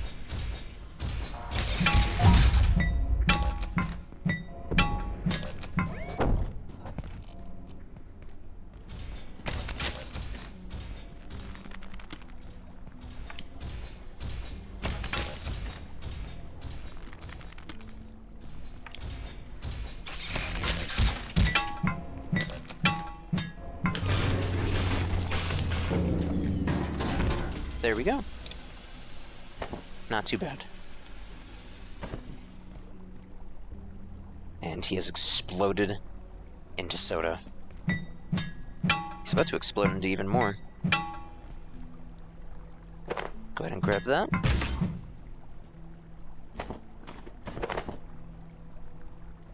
$12 metal scrap and 6 tech scrap. These robots are very, very, very, very, very helpful for maintaining your metal scrap levels. They are fountains of metal scrap. So, once you're able to start killing these guys reliably, it will make your repairing needs pretty much a thing of the past. I'll put this a little bit farther away.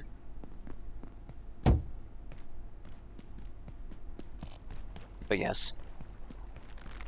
Actually, it's just one last thing before I go off completely. I'll show you a little bit about the journal here, at least for the security robot. Should be in here. Carbuncle. I'll read some of these later, but I'll hold off on them for now. The people section is interesting. It tells you about, like, for instance, Dr. Ulrich Thule, who was the first scientist we met after coming off the elevator. Theoretical physicist, coffee aficionado, committed cynic. That's very relatable. But, yes, there's a lot of information in this game about a lot of people. So, I wanted to show this in specific. The security bot, designed to protect gate facilities from internal threats, the Gate Automated Security Sentience, GAS, program was initiated in 1985 after the infamous Tory facility decompression event. Couldn't tell if there was an L in there. The aim of the project remains to create fully sentient artificial intelligence, but at present the robots are best suited to patrol operations in low security sectors and keeping the vending machines well stocked. They have a giant backpack of soda, which is certainly an interesting use for robots, but in the entity section here, you can learn more if a particular creature has a weakness or strength against different forms of damage, and the robot is less affected by blunt damage, so you don't want to use any hammers or anything like that. Mostly sharp weapons. You can get a lot of good info out of the journal like that. So with that glorious amount of metal, we can repair some of our goods.